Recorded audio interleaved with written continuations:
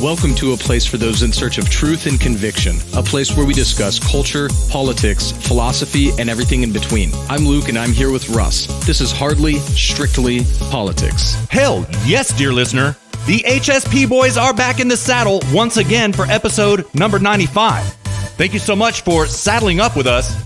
2 separate continents, 2 separate countries, 2 separate adult beverages just to make it fair, and 2 separate cups of coffee fee.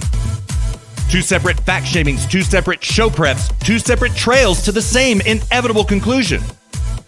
95, dear listeners, such a cool freaking number. How could it be him if we already caught him back in 95? Rustin Cole from first season of True Detective, played by Matthew McConaughey. 95 is the atomic number of americium, an element named after America.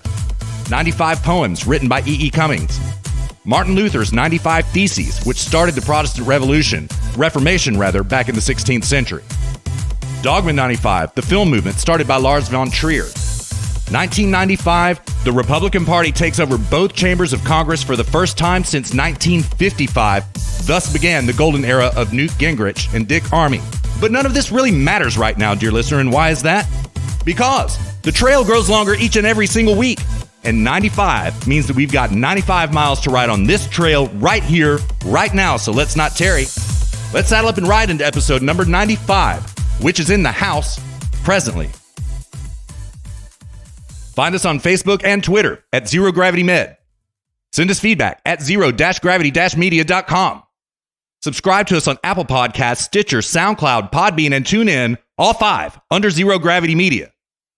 Find us on YouTube, look for Zero Gravity Media and our God tier, Zero G logo. Leave us some feedback using the contact form at our website, zero-gravity-media.com/contact.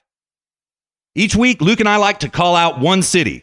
And this city, the magic of this city, is the city with the most HSP listens during the previous week. So without any further ado, the city with the most HSP listens during the previous week is... returning to the first place spot, right up here at the front of the posse with me and Luke. Welcome back, Mountain View, California. Absolutely commanding the trail this week. Thank you so much once again, Mountain View. It's good to see you up here at the front of the posse. One mo again. All right, Luke, what's new with you, brother? How you doing? I'm doing good, dude. How you doing? Good, man. Good. You have a good week? Yeah, dude. Had a fantastic week, Right actually. on. Great week at work. Right on. And I've seemingly at my work turned into like a consultant for like multiple departments. Huh. So I do like so many different things. Huh. And lately it's been doing product management, which is like really exciting. Cool. So cool. yeah, it's been it's been going really well. I think I might actually get promoted to being a product manager. All right. Or at least a product owner. Yeah. For like the flagship product for my company. So, and then also doing like an internal sales consulting. I mean, it's been really crazy. I'm like basically I've turned into an internal consultant for like all the different departments. And it's really cool, dude. It's Good, really man. cool. I'm like touching Good. every aspect, every department of our company. Right on, man. Bitching. So, yeah. Yeah, dude. Yeah. I could really actually use this experience to apply for an MBA program if I wanted to. There you go. But yeah. I don't know if that's what I want to do, man. I've thought about like applying to an MBA program. I've thought about, going the more academic route and getting a PhD in like some sort of humanities degree, like philosophy or history. I don't know, dude. I've got a big decision to make in the next like year or two. Yeah. And Yeah. I don't know which path I'm going to take, but Yeah, it's a tough decision. ideally man. zero gravity.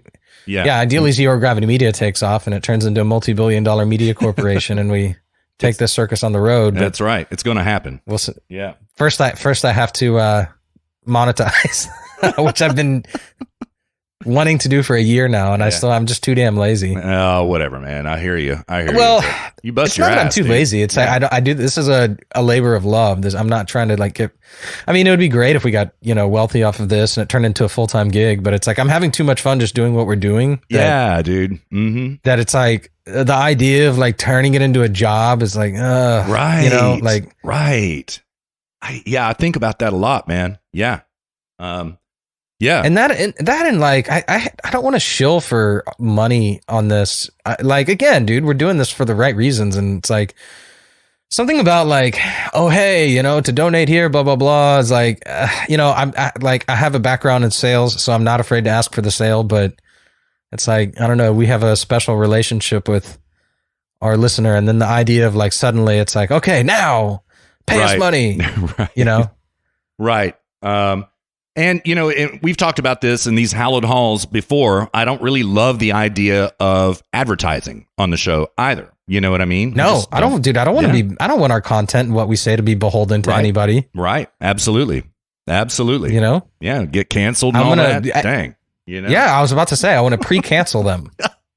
Yes. It's pre-cancellation. That's what this is. Yeah. We're canceling it. We're canceling it before any cancellation is even possible. Right. Yes. I mean, yeah, like, dear listener, one day Russ and I, we will get the payment gateway set up and everything. But, I mean, even then, it's going to be a very soft ask, like, I don't want to paywall anything that we're not already providing for free. Right. So, I mean, don't ever think that we're going to be just like, okay, now we got to pay, now that we've got a payment gateway set up, all of our stuff's behind closed doors, unless you want to pay us $20 a month or whatever. Right. It'll be a soft ask. It'll be like a very voluntary sort of thing. Right. Yeah. It's sort of like the Tim Pool model. If you want to give, go here. Okay, let's jump back into it. Yeah. Yeah. I'm as you know, I'm not the biggest Tim Pool fan in the world. But are you not? No. No. How come? I've been agreeing with him as of late. It's just a visceral thing, dude. It's not an intellectual thing. It's just a visceral thing. That's it. Like he's too milk toast all the time? A little bit, yeah. A little bit. And but there is one thing for which I will give him mad props. Okay, like for example, Chris Hahn that debates and bitches all the time on Fox News. I have no interest in debating dishonest liberals like that, or like Richard Goodstein. Tim Pool is an honest intellectual, and I will give him credit. He is very honest, right? And I don't know that I'd be willing to debate with him, but I would sure be willing to have a discussion with him, because he is intellectually honest. He is, Totally. And yeah. So, yeah. Did you see the video he put out the other day saying he's voting for Trump? Yes, I did. As a matter of fact, that's the last thing I've seen of him. So I did. Mm-hmm. Thumbnail and everything. It's like, I'm voting for Trump now. Yeah. It wasn't like embedded in a 20-minute conversation. It was like a video he put out with the thumbnail. I am now voting for Trump. Yeah. Yeah, I did see it. So, and Joe Rogan came out and said he's voting for Trump. No shit. I had not heard that. Wow. Yeah. Huh. I was listening to him like a couple days ago, and he was like, yeah, I got a call from my mom. This is Joe Rogan saying this to one of his guests. He's like, yeah, my mom called me. He's like, are you a Trump supporter now? He's like, no, mom, I just can't vote for somebody who's mentally not all there. It's wrong. Right. Yeah. Yeah. I get it. I totally get it. So, yeah, I've got a piece pulled up about this. There's been some scandal surrounding Joe Rogan this week. Have you heard about this? No. Regarding what? Well, he officially moved over to Spotify, right? And a lot of his favorite content that I've watched was missing. All of his Jordan Peterson interviews, gone. Alex Jones, gone. Jordan Peterson's daughter, what's her name? Her episode was gone. Michaela Peterson. Yeah, I saw that. Yeah, oh, gosh, who else? Like, basically anybody who has a slightly conservative bent, they did not make the migration over to Spotify.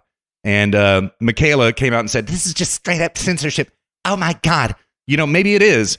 Maybe that was a part of his contract that he couldn't bring those bits of his library over to Spotify. We don't know. We'll never know, right? But yeah, he's been embroiled in a little bit of scandal. Well, yeah. So I know that in his contract, it was stipulated that they have absolutely no right to censor him over anything at all. So then it was Joe Rogan who self-censored then, is what that would have to mean. No, I think probably what it was an algorithmic bug on their end that they didn't know about beforehand. Yeah, that could be. I think it's no more complicated than that. It could be. No, that means that they censor as a platform. That doesn't mean that they're innocent. Right. That means that they censor as a platform. And when they made the migration, some dumbass engineer just forgot to disable the censorship for Joe Rogan. I can totally see that. That makes perfect sense. It does. Yeah, I mean, this shit happens. Mm-hmm. Yeah. Yeah. So, I mean, if you've ever worked for a software company, it's like there's like an infinitude or an infinite number of just little things that can happen that trigger these like huge giant issues, and then everyone's like, "Oh my god, I'm freaking out," you know. I bet you I would be willing to wager money that it was some engineer and there was something in the algorithm and they just, you know, screwed up and forgot to disable it or something to that effect. Yeah, it was probably an innocent mistake. Yep. But I say innocent, but if it's something like that, then that means that under normal circumstances, they would be prevented from being on the platform. That's it's just Joe Rogan has all this clout that it's like, never mind. Now we're objective, you know? Yeah. Now we're a platform, not a publisher. Yeah. Right. Yeah, we're going to be hearing a lot more about that in the coming weeks. So, yeah. Yeah. Mm-hmm. So. He forgot to go into the config file and change it to platform. Yeah. Right. Yeah. Yeah. Yep. Yeah. So I think it was just something like that. As soon as I saw Michaela Peterson bitching about that on Twitter, I was like, yeah, okay. You know, I know this is a conspiracy and all, but just it'll work itself out in a couple days probably. Because Joe Rogan was like adamant about that, you know? Yeah. Yeah, I do recall that. I do. And that really, I mean, I know that the price tag that he accepted had a lot to do with it, probably the first cause, but really he took up for himself about censorship, about he controls his content, period, right? And it was reactionary to YouTube, who was beginning to censor his content. For example, YouTube would not let him have Alex Jones on again, right? Or they were going to censor it, right? So that was part of his deal with Spotify. Yeah, I remember all that happening. I do. So. Yeah. And I don't blame him. And also, just for clarity, he hasn't fully migrated over to Spotify. It's still, everything is still on, I think it's until December 1st. Everything is still up. He's just now officially on Spotify in video form. Got it. Mm-hmm. But he's still on YouTube. He's still on iTunes and everywhere else. But I'm almost certain it's December 1st. And on December 1st, then it's exclusively and only on Spotify. Interesting. I didn't know that detail. Yeah. Mm-hmm. Yeah. Well, good on him, man. You know, I'm also not the world's biggest Joe Rogan fan, but he does a great show, man. I would never take that from him. He does really good work. So, yeah. Mm-hmm. Yeah, for sure. Mm-hmm. Yeah. I love watching the people when they remix the Joe Rogan show. Yeah, I like that stuff too. It's like Joe Rogan stalks creepy guest. Yeah. And they'll recut the whole show into like the guest is like, "I'm not dating you." And Joe Rogan's like turns to young Jamie and he's like, "That's horseshit." Yeah. Yeah. Those are pretty funny. I like them too. You're the one that turned me on to that phenomenon. I didn't even know that was lurking around internet culture, but you showed me a couple of them and I've seen quite a few more since then. It's funny stuff. Gotta say. Yeah, dude, it's hilarious. They do it with like Jordan Peterson and all sorts of people. Yeah. Mm-hmm. Yeah. Yeah, there's one where it was just like hot girl and Joe Rogan was like, "So how old are you?" She's like, "Well, I don't really, discuss my age publicly." And then it recut to Joe Rogan. It was obvious that this was a recut. And so she's like, I don't really discuss my age publicly. And then Joe Rogan goes, "Someone's over 30. And then it recut to him again. It's like, you should be having kids soon, huh? Yeah. And she's like, I just don't know about that. And then turns to Jamie, "It's horseshit." Yeah. It's hilarious, man. Good stuff. Yep. Yeah, it's very creative the way they do these. It's really creative material. So, yep. So, what do you want to discuss first, man? Well, you know what? Right out of the gate, let me pill straight out of the gate. I've got a conservative treehouse piece here. August jobs report: 1.4 million jobs recovered. Unemployment rate drops to 8.4%. I'm going to take it from the lead. It goes thus. The BLS highlights the August jobs report today, and both measures, household survey and establishment survey, show a remarkable recovery underway from the COVID-19 crisis. Overall, 1.4 million jobs were recovered, and the national unemployment rate dropped to 8.4%. Most economists did not predict the unemployment rate would drop into single digits until next year. However, the historically accurate household survey shows 3.8 million people recalled, returned, or found jobs, with 2.8 million people saying they were no longer employed. Good stuff. Right in time for the election. So that's a hit and quit. Dear listener, the economy does by all measure appear to be moving into recovery. What is frankly terrifying right now, and Luke and I have harped about this and bitched about it over and over and over again because we are correct, the spending that this profligate spending of the United States government right now has got to stop. It has absolutely got to stop. And so, yep.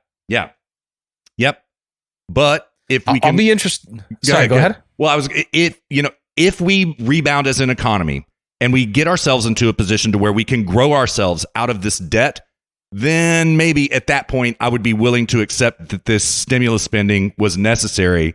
But we know that they're not going to stop spending. We know they're not. You know what I mean? Both parties are in on this. Yeah, I mean, I was going to say I'll be interested in seeing like what Trump's 2024 platform is, if it includes a reduction in spending, shrinking of government. Yeah. It seems like that's where the winds are blowing right now. But yeah, well, I'm interested to see that too. So yeah, it's weird. We know what the Trump platform is, the Make America Great Again agenda. Everybody knows it. Everyone understands it. And he's still talking about it at his campaign rallies, which he had one this week in Latrobe, Pennsylvania. It was great. Well, just for clarity, what would you describe that as being?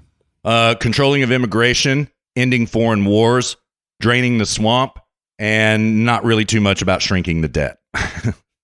But I would say also in terms of economics, lowering regulation, getting government out of the way. Yeah. That's where, I mean, dear listener, this is where the economy rebound. Yeah. This is from whence that comes. Mm-hmm. That's right. Is the deregulatory nature of Trump's policies. Mm-hmm. Mm-hmm. That's how we're starting to see job growth. That's right. It's just getting government the hell out of the way. You know, what something else Trump wants to do.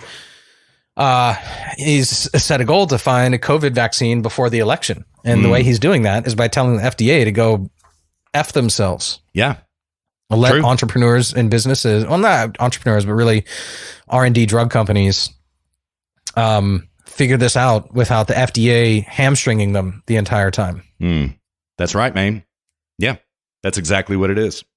So that's like one piece of the economic puzzle. The other piece is shrink government and spend less. That's the other piece, which he's missing currently. Right. You're right. You're absolutely right.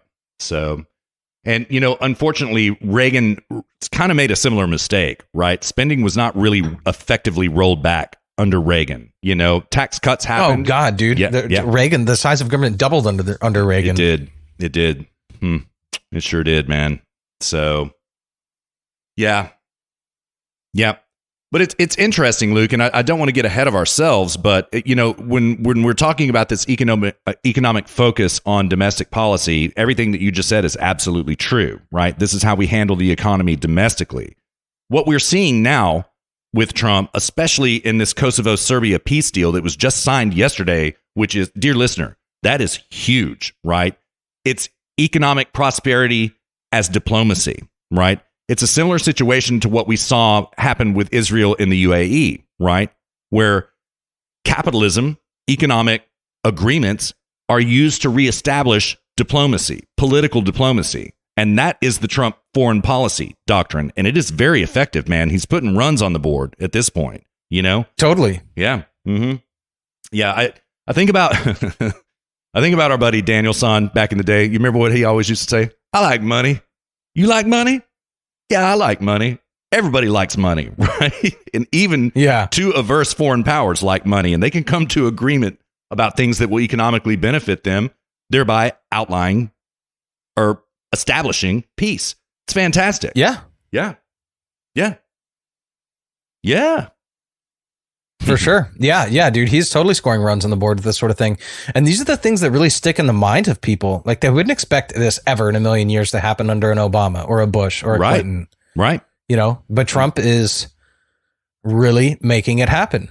I mean, I was thinking about it earlier. It's like, you know, the cliche question of like, you know, the Miss America pageants about like, Michael, I would like to see world peace. You know, it's like, well, it's happening. It is. Yes, it is. Yeah. Maybe that whole like world peace thing came about when Trump owned the Miss America pageant. You took the words right out of my mouth. Yeah. He heard it so many times over the years that it just subconsciously implanted in his mind. Yeah. World peace, you know? Oh, world peace. Yeah.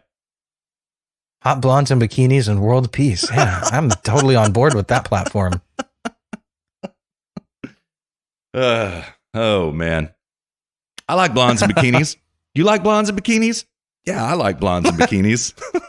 Yeah. You like world peace? I like world peace. I like world peace. Yeah. Yeah, just so. Yeah. But dear listener, I suppose we can hit it and quit it. No, let's save it for the end of segment 1 before we get to the audio break, because we're going to tie this in with Rick Grinnell's audio from the press conference yesterday about the Kosovo-Serbia deal. So we'll hit it here in just a little bit. So I'm just waiting for Trump to, you know, come out at a presser and where's the press release? The White House press briefings held. Is that the West Wing? Yes, it is. Yeah. You know, he's like, I'd like to introduce you to my foreign policy staff, and then it's just a parade of Miss America pageant contestants, all just talking about world peace. Yeah, that would be fantastic. Yeah. Yeah. She's like, one of them's like, I'm working with Miss Kosovo to bring peace between Kosovo and Serbia. We've just brokered a deal. Man, it would work. It would work. They're all for world peace. Yeah, exactly. They're all just de facto for world peace, you know? Yeah, right. It's like that's the best foreign policy staff right there. Yeah, absolutely. All the pageant contestants around the world, just have them all work together. Yeah, absolutely. Yeah. Oh, man.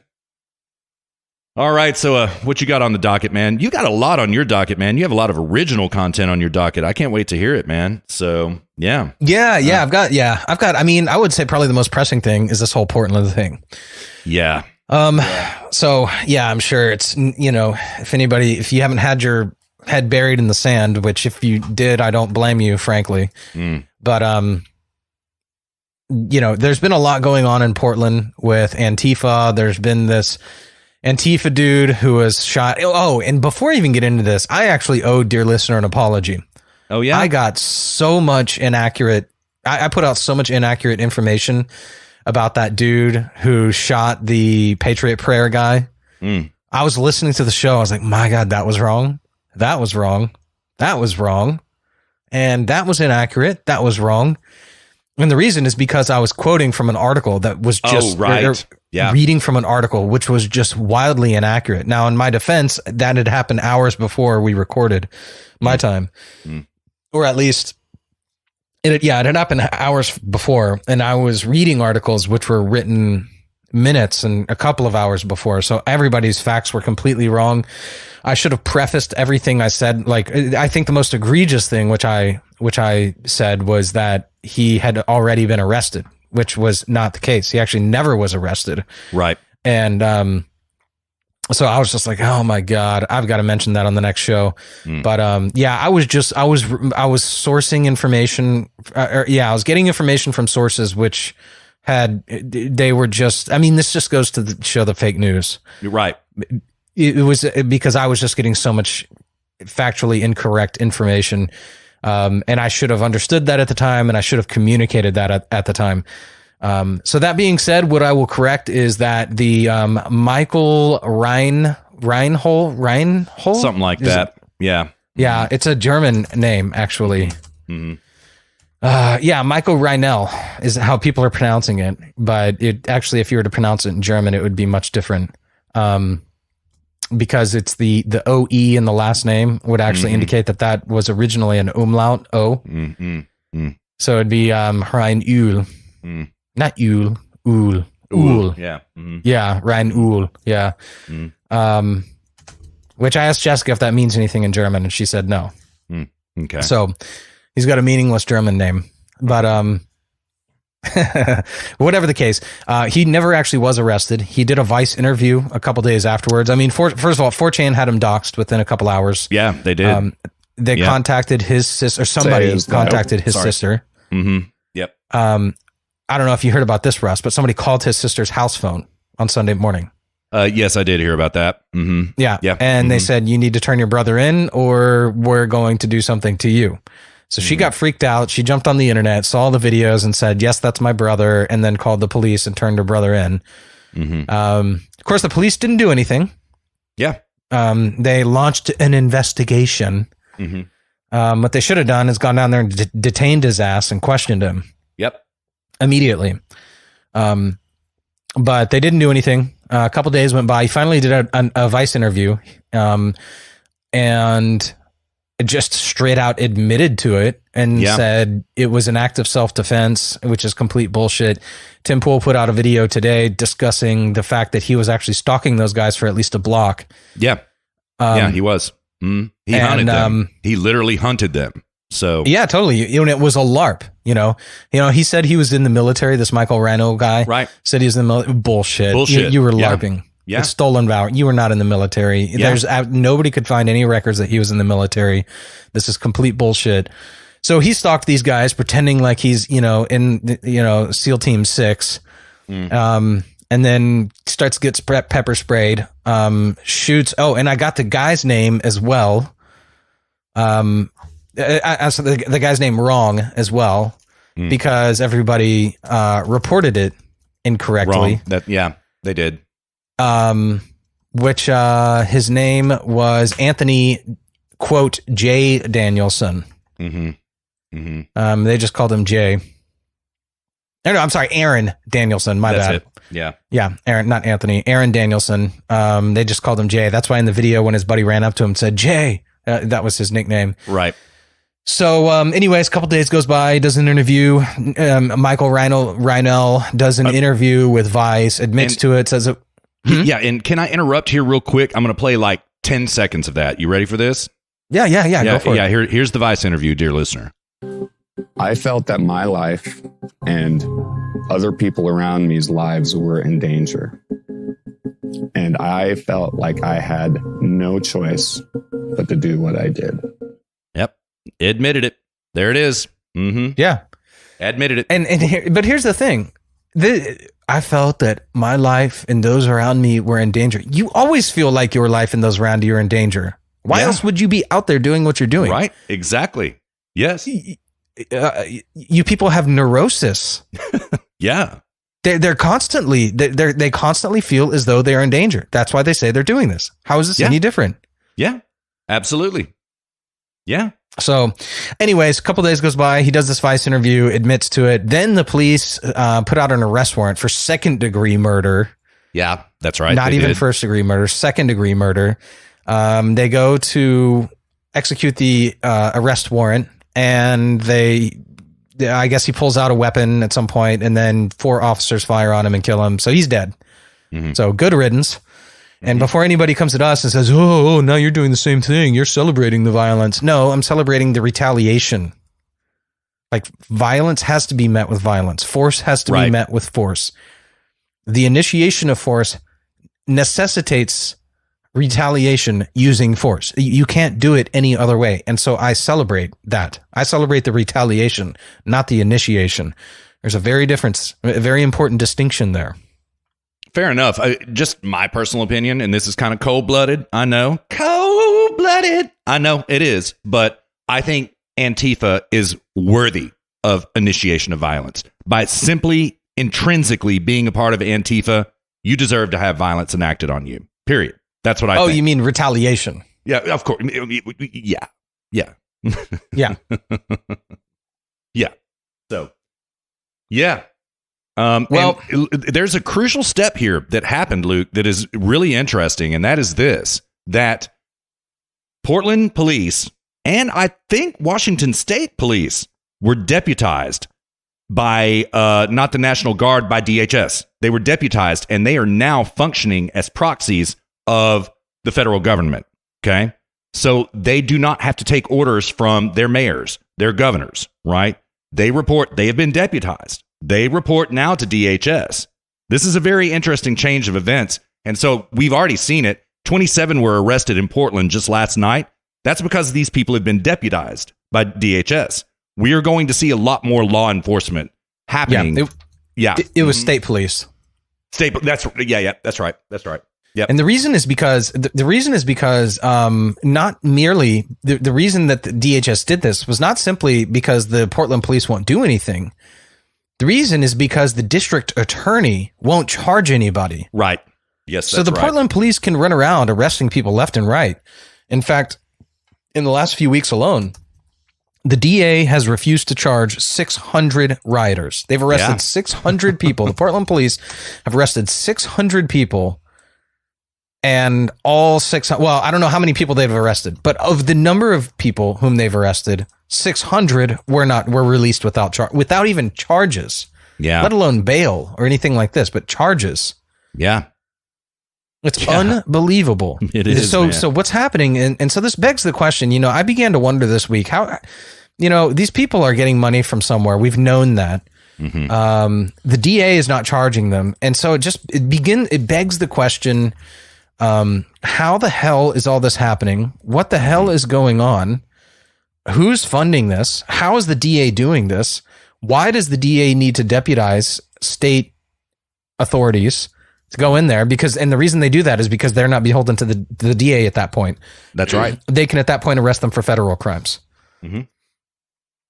So how the hell is all this happening? And so I started doing like a bunch of research. I found this video of this guy and his YouTube channel. Let me look him up real quick. It is oh hell, I can't find it off. I would have to search for it right now, and I don't have it in front of me. But anyways, it's this guy in Oregon, and I'm pretty sure he's a veteran. In one of his videos, he only has a couple videos. He was like a nobody before this, but he said he's been in this video. He's been walking around for months trying to figure out where the hell these people are staying at.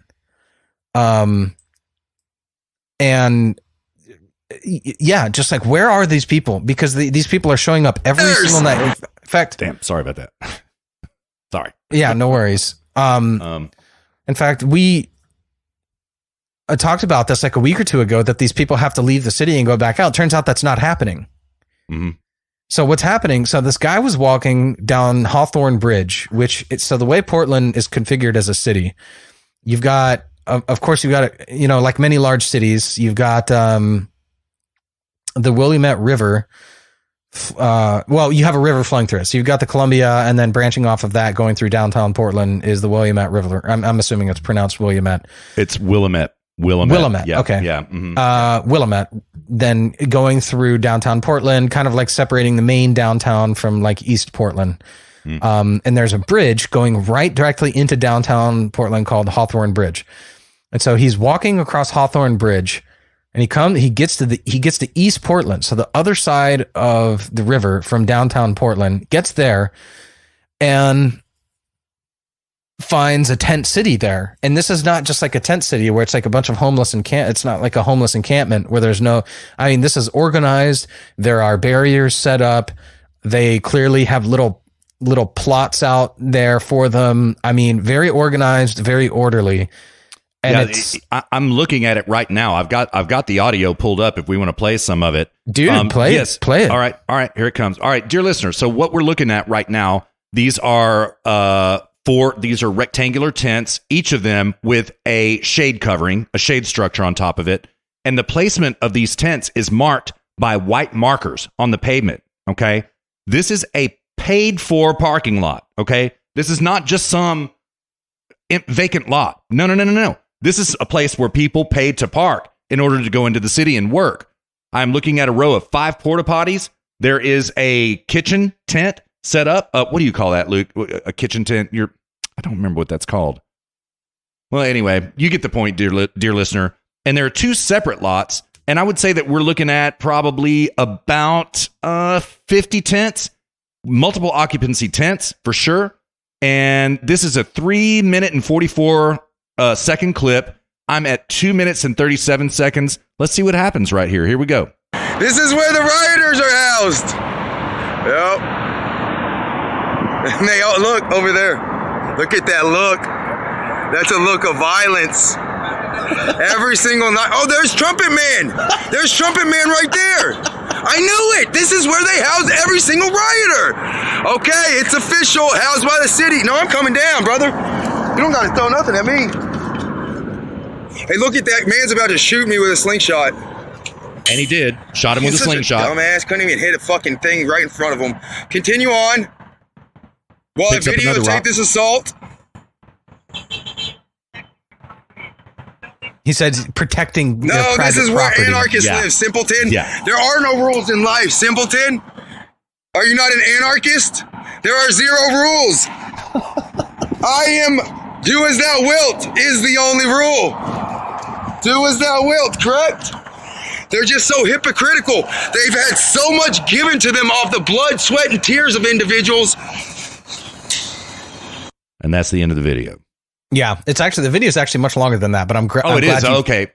Yeah, All right. Yeah. The video starts. It's much longer, and he has a couple of other videos where he then goes from there and he's walking across Hawthorne Bridge, and then he details. He says, and this one I say he's a veteran because he's wearing a veteran's hat, but also when he gets across the bridge and he's walking into Portland, he goes, "Look at this." He's like, "This is the beginning of the destruction. Is the opposite of the bridge from that tent encampment." So he's I haven't seen that. Wow. Okay. Yeah. Okay. And so he finds this encampment, then sees somebody in the encampment who is certifiably one of the Antifa, then walks across the bridge to the other side and finds the beginning of the destruction opposite the bridge from that encampment. Oh, wow, man. Fascinating. I'll find that. I've got to see that. And he refers to that. He said, and this is why I say, he's a veteran. He says this in war is what is referred to as a forward operating base. That's what that is. He's right. He's like, right. That is a forward operating base. That is where they stage soldiers. Yeah, that's right. So then he walks back and he does another video showing the sponsors on the gates leading into this encampment. And it's all community organizations and the city of Portland. Yep. The city of Portland is funding its own destruction. You know how much, Russ? I have no idea. No. The city of Portland that alone are paying $200,000 a month to fund these encampments. Oh my gosh. And they're but one. There's like 20 or 30 other sponsors on this gate. Yeah. And it's like, this is city property. They've got it all walled off. They actually labeled the fences as an art gallery. Yeah, they did. Mm-hmm. So they've got it all walled off and it's all nice and pretty. They're housing the city of Portland and community organizations have funded a forward operating base just opposite the Willamette River from downtown Portland. It's insane, dude. Yeah. It's insane. And these people get deployed to different cities. So I've read and seen in other places. I did a whole bunch of research on this week, that these people, they get restationed. They'll get shipped off to Kenosha. They'll get shipped up to Seattle. They'll get, they've got these bases all over the place, I would assume. But for sure, I can say without a doubt, there is at least one, and it's in Portland. I think Chaz was in Seattle. Too. I think the city probably funded that as well. Yep. Mm-hmm. They probably had a different forward operating base, and they just made a grab for the center. They really tried the real invasion. But I kept reading comment sections. I kept reading articles, and this one name kept popping up of this one individual. And so then I started searching for this individual, and I found all these interesting articles about that. There's a commissioner on the Portland City Council who is sort of the one behind the scenes orchestrating all of this. And her name is Joanne Hardesty. Oh, and my God. Yes. Oh, good work, man. Sorry. Go on. Sorry. Yeah. So this is a Willamette Week. This is a local news piece. As protests against police upend Portland City Hall, Commissioner Joanne Hardesty is in charge. Mayor Ted Wheeler is the police commissioner and in charge of the city's budget, but Hardesty is at the wheel. As Portland city leaders scramble to respond to an outpouring of anguish and fury from the city's black community over police brutality, the new environment is rearranging the power structure at City Hall. Consider, for example, a frosty email exchange between city officials on June 15th over who should respond to complaints that riot cops were roughing up reporters. On Monday morning, Oregonian photographer Beth Nakamura tweeted that a cop had, quote, slammed her with a baton at a weekend protest. The latest in a series of complaints, blah, blah, blah. Reporters send every complaint to my office. Mayor Ted Wheeler tweeted back, and we will investigate every one. That afternoon, city auditor Mary Hole Caballero took exception to that response, emailing Wheeler and other commissioners and urging them to let her office's independent police review do its job. So this is the IPR, the independent police review. That'll come up again. Do its job and handle complaints from reporters. Quote, when you solicit people to contact you instead of IPR or promise that you will investigate their complaints, you may be interfering in a case that is underway or introducing the perception that the process is politicized, end quote, Hole Caballero wrote. Quote, worse yet, if you are taking case information from potential complainants before IPR has the opportunity to conduct an interview, your actions could lead to a case being overturned downstream, end quote. Commissioner Joanne Hardesty, not Wheeler, responded via email copying all commissioners and their chiefs of staff as she came to Wheeler's defense. Quote, IPR doesn't have the trust of the community or the police, Hardesty wrote. No reason to think it would be any different this time. Hole Caballero hit back, quote, you took an oath to uphold the charter of the city of Portland and its laws. If you don't like them, change them. In the meantime, complainants should be referred to the IPR. The exchange captures an emerging dynamic at City Hall. Wheeler is the police commissioner and in charge of the city's budget, but Commissioner Joanne Hardesty is at the wheel, and the two have struck an unlikely alliance. One of them, a white, mild-mannered timber heir from the West Hills, and the other, a fiery black activist from the city's outer east side. And the article goes on. And basically Hardesty is growing more and more emboldened. She is a career community organizer and chapter president of the NAACP. And so she is orchestrating all of these. So if you look at that, the picture of the people who are sponsoring the Antifa forward operating base, we'll just call it that, just outside of downtown Portland, all of those are like trans activists of Portland, the Portland Society for the Homeless. I can guarantee you, she has her fingers in all of this. Yeah, because she is like the like head community organizer for the city of Portland. She's orchestrating all of the funding for all of this, orchestrating all of the destruction. She's out there. She commends it. I looked at all of her public statements, her Twitter. Joanne Hardesty is, with the support of many others, funding and giving the moral support and the financial support for the destruction of the city of Portland. By one of Portland's own commissioners. That is how all of this is happening right now. Unbelievable, man. Unbelievable. Huh. Yeah. And I have another article heard her here. This name, is by also the way. from the, what's that? I've heard her name, by the way. Yeah. And so I never looked into her. Good work, man. Really good work. So yeah. And now she's turning against Wheeler. City Commissioner Joanne Hardesty. This is also a Willamette Week post article. City Commissioner Joanne Hardesty blames Mayor Ted Wheeler, Portland Police Bureau, for federal occupation. Portland was never out of control. Portland's police overreacted, which gave Trump permission to send in these troops. So this was a couple of weeks later after that. She's becoming more antagonistic to Wheeler at this point. So this was July 22nd now. On Wednesday, City Commissioner Joanne Hardesty, and this is back when, by the way, dear listener, this was back when you heard all of this. Oh, look at these unmarked cars being sent into Portland to arrest people. This is in response to that. On Wednesday, City Commissioner Joanne Hardesty blamed the Portland Police Bureau and Mayor Ted Wheeler for exacerbating violence in Portland and effectively welcoming federal law enforcement agents to the city. She also leveled an incendiary charge at Portland cops. Hardesty claimed it was they, not protesters, who had started fires around government buildings. Quote, Portland police have consistently lied to the public. They lied to our congressional delegation about whether or not they were coordinating activities with the federal secret police force. Portland was never out of control. Portland's police overreacted, which gave 45 permission, which is Trump, permission to send in these troops.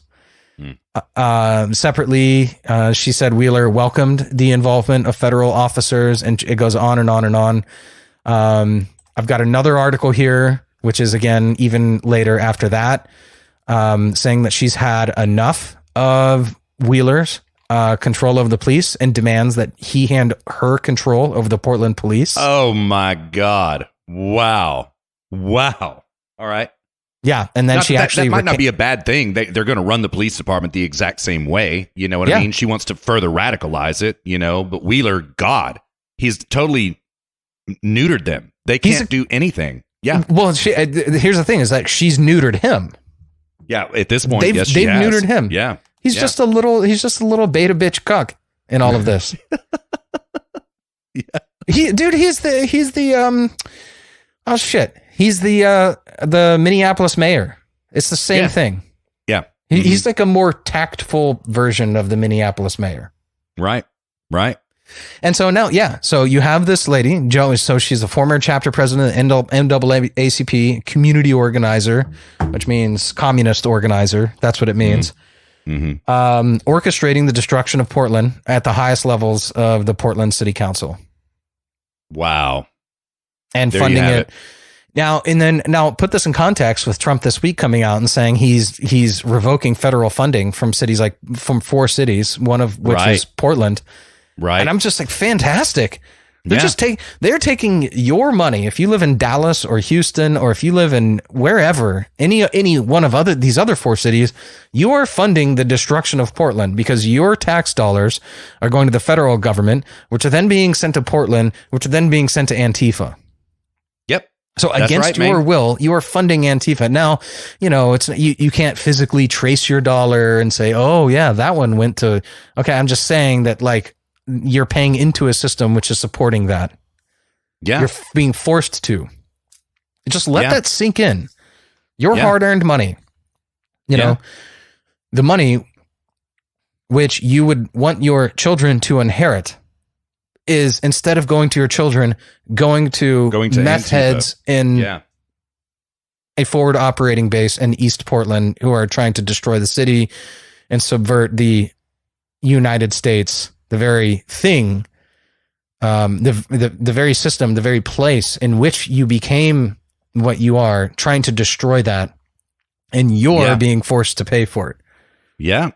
And now Trump has stepped in and say no more. Yes.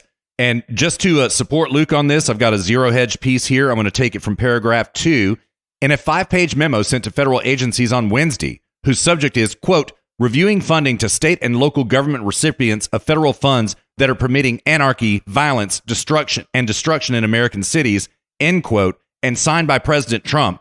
The president orders them to report to the White House Office of Management and Budget on any funding that could be redirected. New York City, Portland, Seattle, and even Washington, D.C. are among the initial targets of the measure. Paragraph 3.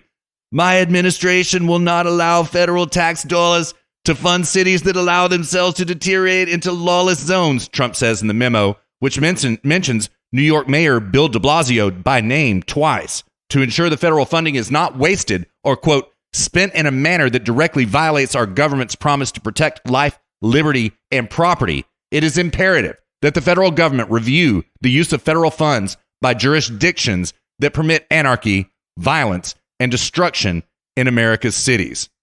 End quote. In the words of Joe Biden. End of quote.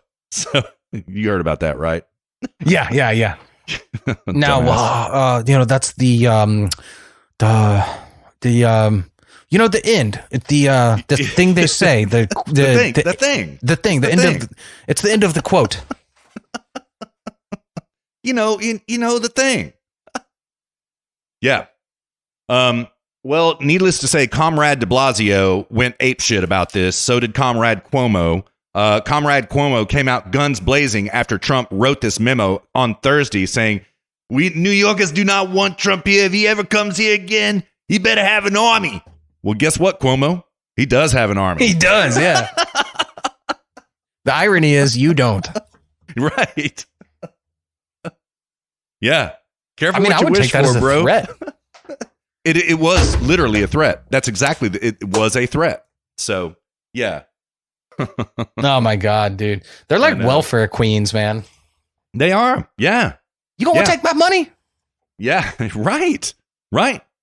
And then all of a sudden they get all constitutional about it, right? This is not a part of the Constitution. You cannot take civic funds from us. Yeah, you can. Yeah, you can. Now all of a sudden the Constitution is no longer an outdated document. Is that what it is, right. Andrew Cuomo?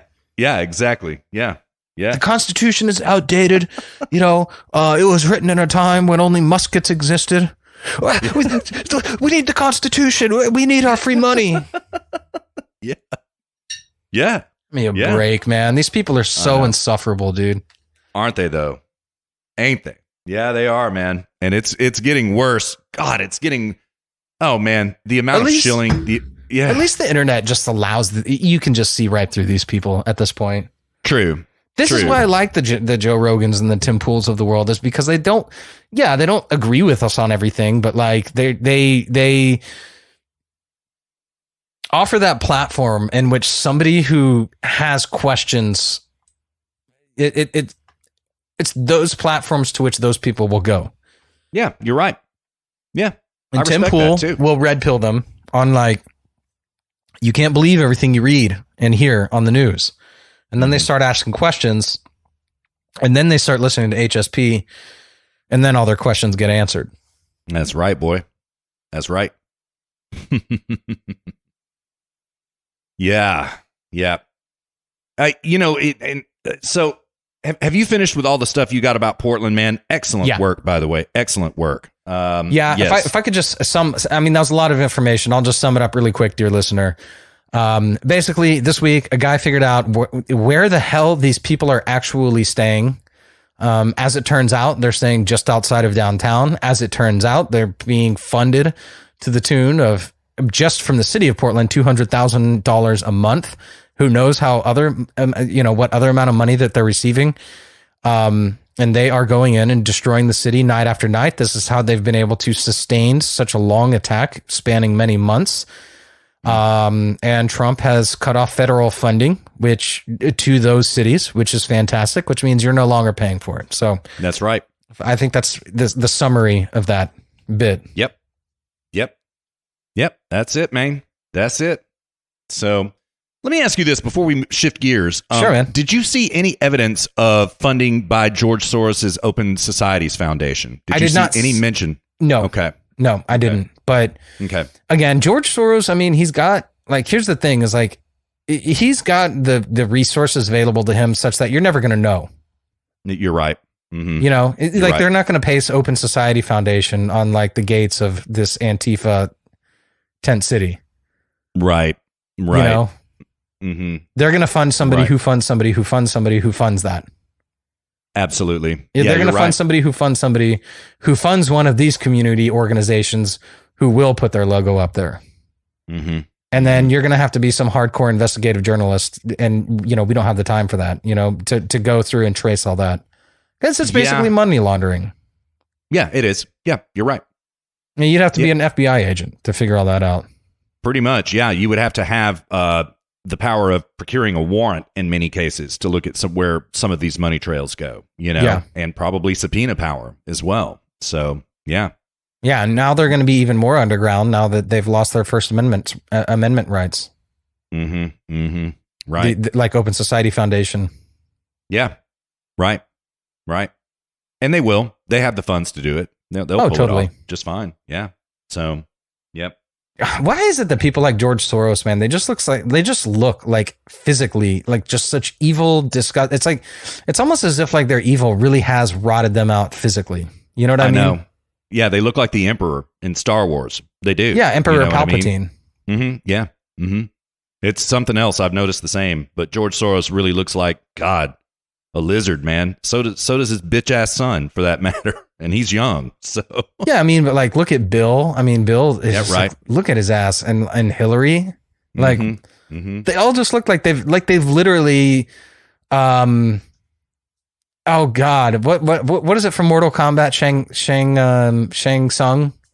Oh, it's Shang Tsung, right? Yeah. Where he's I like, think your that's right. soul is mine.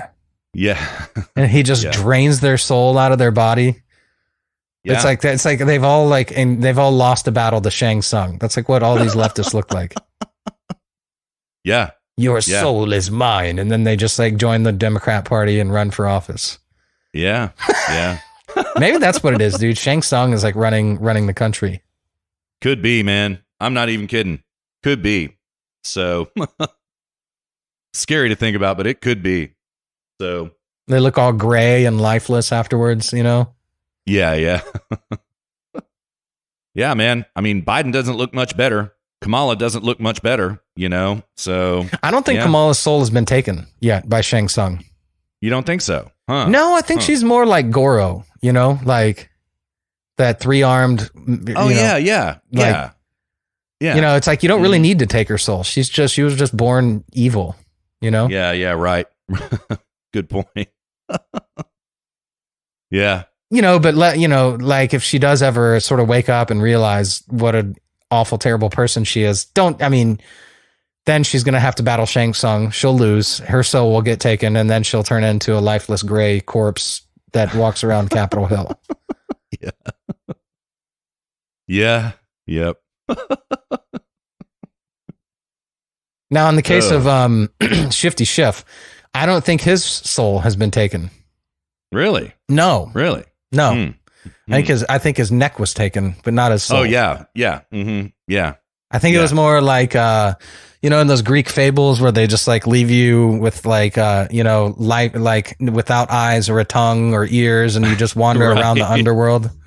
Right. Right. Sort of like that. But he's like, I'm just going to leave you without a neck to wander around Capitol Hill. Yeah. Right. Right. And everyone's going to make fun of you for it for the rest of your life. Yeah. Yeah.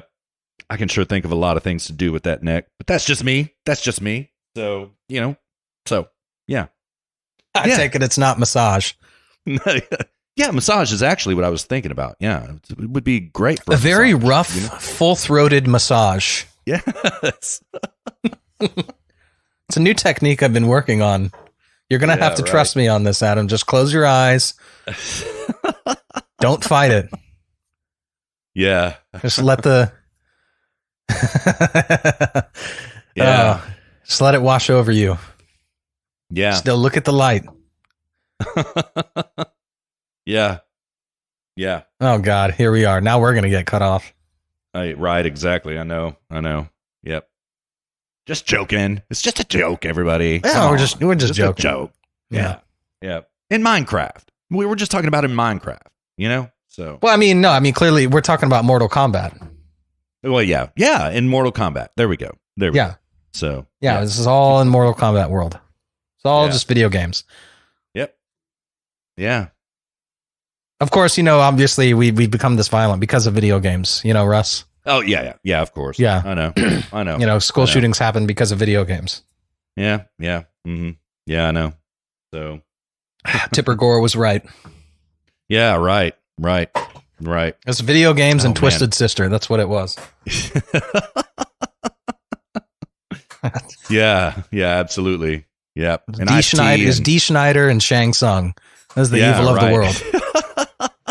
Right. Oh, man. Well, dear listener, shifting gears a little bit. I think the case here is pretty obvious, but I just want to put it in our hallowed halls that it may reverberate through these hallowed halls and out to you. Luke hit the nail on the head just a minute ago about what is going on with all of this fake news. And there was a whammy this week. Dear listener, we have seen our first October surprise for the election on November 3rd.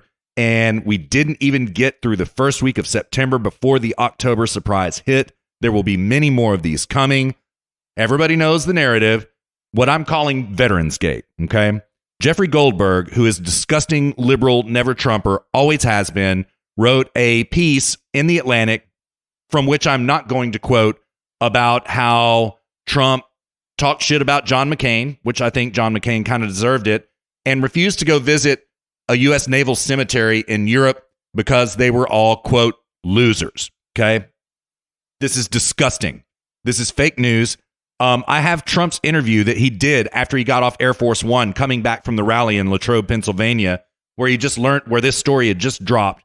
I've got that pulled up, but in the interest of time, you've probably seen it already. Let's just go ahead and skip through it for now and not play it. I am going to read to you some tweets, however. Here's one from Sarah Huck. She tweeted on Thursday night, "The Atlantic story on @RealDonaldTrump is total BS." And Sarah Huck never says things like BS. "I was actually there and one of the people part of this discussion. This never happened. I sat in the room when our president called family members after their sons were killed in action, and it was heart-wrenching. These were some of the moments I witnessed the president show his heart and demonstrate how much he respects the selfless and courageous men and women of our military. I am disgusted by this fake attack." All right. For the first time in these hallowed halls, I'm going to call out Undercover Huber. Okay. You probably follow him, DC, or dear listener, but I'm going to read his tweets about this. Atlantic, quote, Losergate hoax from only anonymous sources. You know what? It's a little bit tough to read because he's abbreviating here, dear listener. Contracted multiple on-the-record eyewitnesses and counter parallels and FOIA record Marine One were wave off was due to bad weather and testimony of multiple vets/families who have met Trump and in private and even John Bolton. And that is true. Undercover Huber is correct here. Even John Bolton, the never Trumper himself, came out and said, yeah, this never happened. Trump never said this. He would be willing to indict Trump for anything. He hates Trump. But even he came out and said that this is just fake news. Technofog did the business on it. He actually produced the emails where Marine One was grounded due to weather. It was not that Trump did not want to go see the cemetery because he called those fallen soldiers losers. They were grounded due to weather. Dear listener, this is fake news, right? And I was talking with John about it last night, Luke, and I was like, damn, what do you think about this? And he was like, I just don't know, right? I don't know. So I really did my work and looked into it last night. I read the Atlantic piece. There are 4 unnamed sources.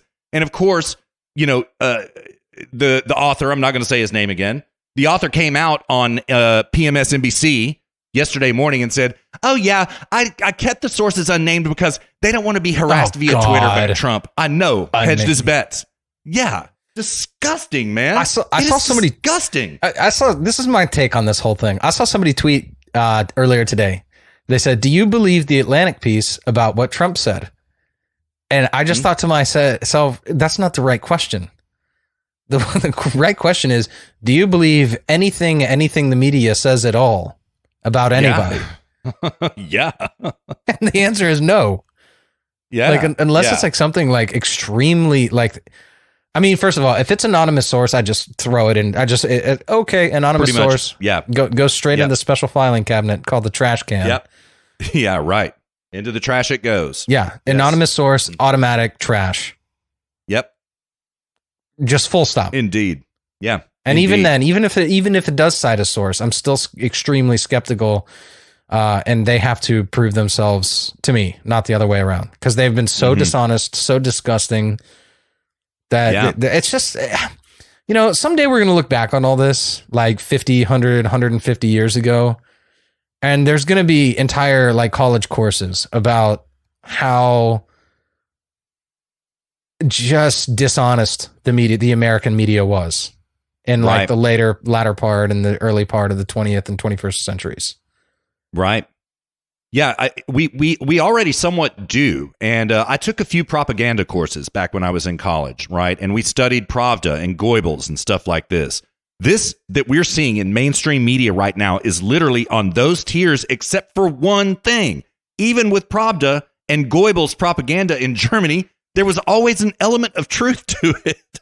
This shit is just lies. It's total complete bullshit. Fabrication. Complete fabrication. Yes, it is fiction. It is fiction.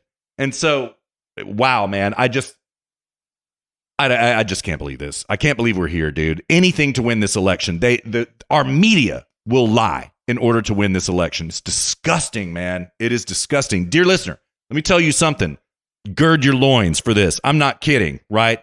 Saddle up and pack a little bit of extra ammo, right? Let your horse get a little bit of rest, because we are going to have to be soldiers until November 3rd in order to win this election. It's going to be unbelievable. Unbelievable. And again, don't forget, I really think that this is October surprise number 1. Luke, I'm predicting 1 October surprise per week until November 3rd. So we'll have 8 to 10 of these before all is said and done. 8 to 10 October surprises. Yeah, right? it wouldn't pronounce me. It wouldn't surprise me. Indeed. By the way, you're saying Goebbels. Is that how? I don't think it's pronounced Goebbels. Yeah, I've heard it pronounced. I've heard Goebbels, Gables. I've heard Goebbels. Goebbels. Yeah, I've heard that. I've heard it every which way. So yeah, this is another one of those umlaut letters. Yeah, right. So it'd be G umlaut O B B E L S, which would be like Goebbels. No, like if it were a U umlaut, it'd be U Goebbels. Okay. But yeah. But yeah, it'd be more like it wouldn't be Goebbels. It would be everyone pronounces it wrong, and I don't even know my O umlaut that well. Yeah, exactly. But, yeah. Yeah.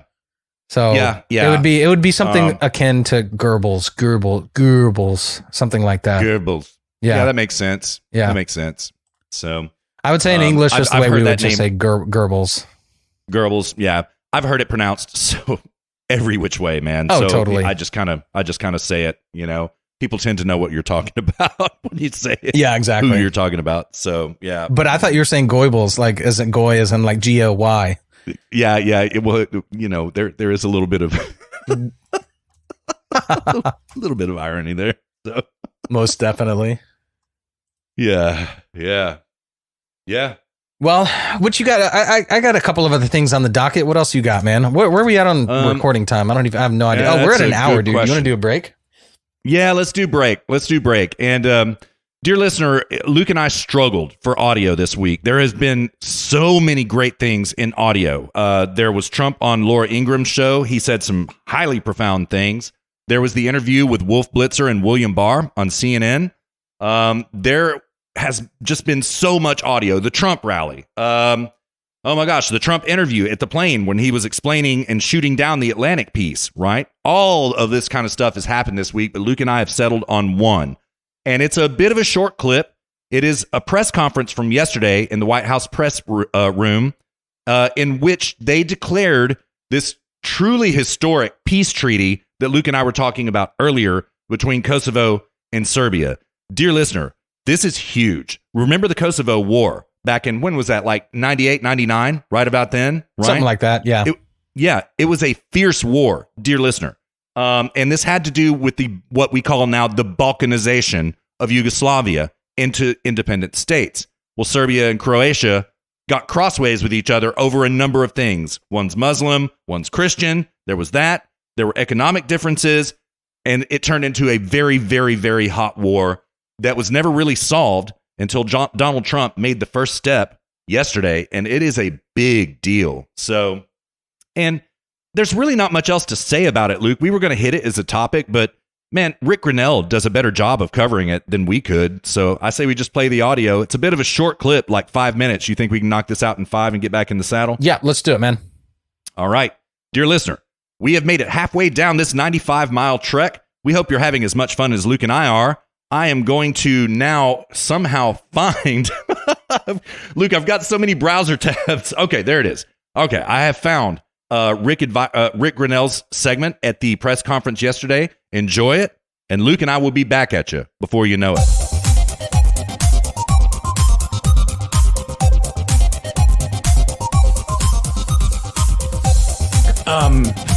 I know there's a lot of reporters who have worked a long time in your industry. And for any reporter that has been working for more than 10 years, you will know this story. There was a terrible war. And this story has been lingering for decades. And so I really want to appeal to you all as journalists to dig deep on this story. This is one of those good news stories that I'm not asking you to do anything but look at the facts and look at really what's been happening here. We've been working very hard on this agreement for a long time. We had 3 agreements last year that went largely unnoticed by Washington reporters. And I just really have to say, I think it's a shame when we talk a lot about symbolism and we don't dig deep on these stories that last 21 years. What we've been able to accomplish here by pushing the 2 parties together is truly historic. The way that this came about is that the politics were stuck. Everybody knows that. We've been fighting and talking about the same thing for decades. They have been fighting about the same symbolism, words, verbs, adjectives. It's been a nightmare. And what President Trump said to me was, they're fighting politically about everything. Why don't we give it a try to do something different and creative?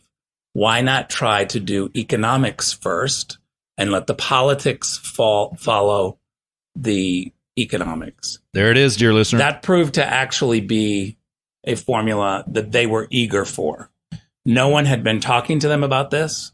We have an establishment foreign policy team in Washington, D.C. that literally keeps pounding the same meetings and issues over and over. I'm telling you that the only way that this agreement could have happened is from an outsider.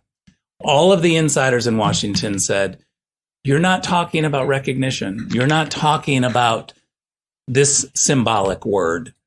And what we tried to do is ignore that. And from an outsider perspective, go in and dig deep. I ask you to look at this agreement and see all of the details that have been hard fought, negotiated, that will move both economies and the entire region forward.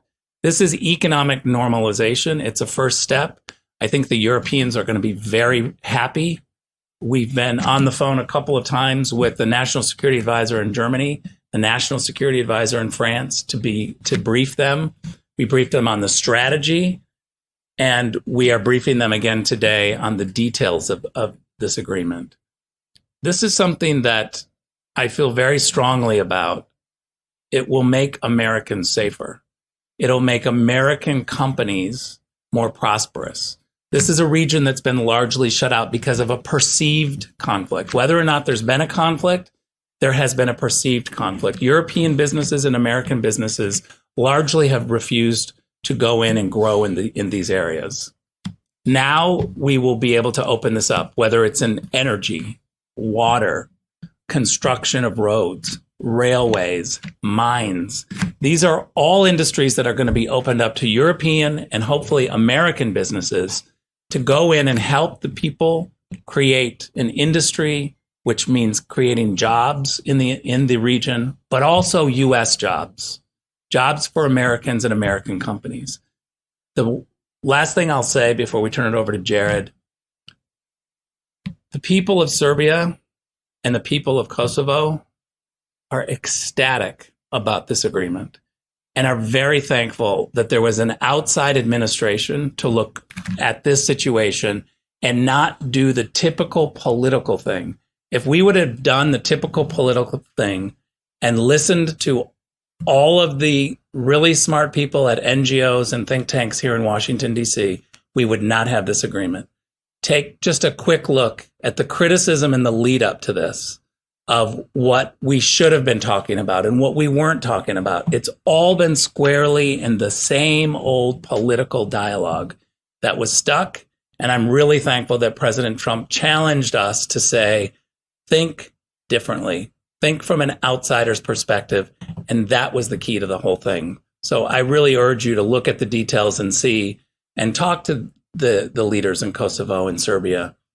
Ask them how this came about. Ask them how the process went. And I think you'll see that this outsider perspective of doing things differently is what worked. Welcome back to HSP episode number 95. Dear listener, before we go on, don't forget to follow us on Facebook, Twitter, SoundCloud, Podbean, and TuneIn.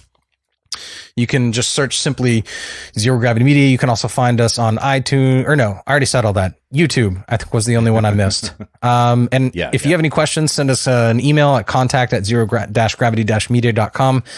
So, Russ, I finally figured out how to pronounce Goebbels.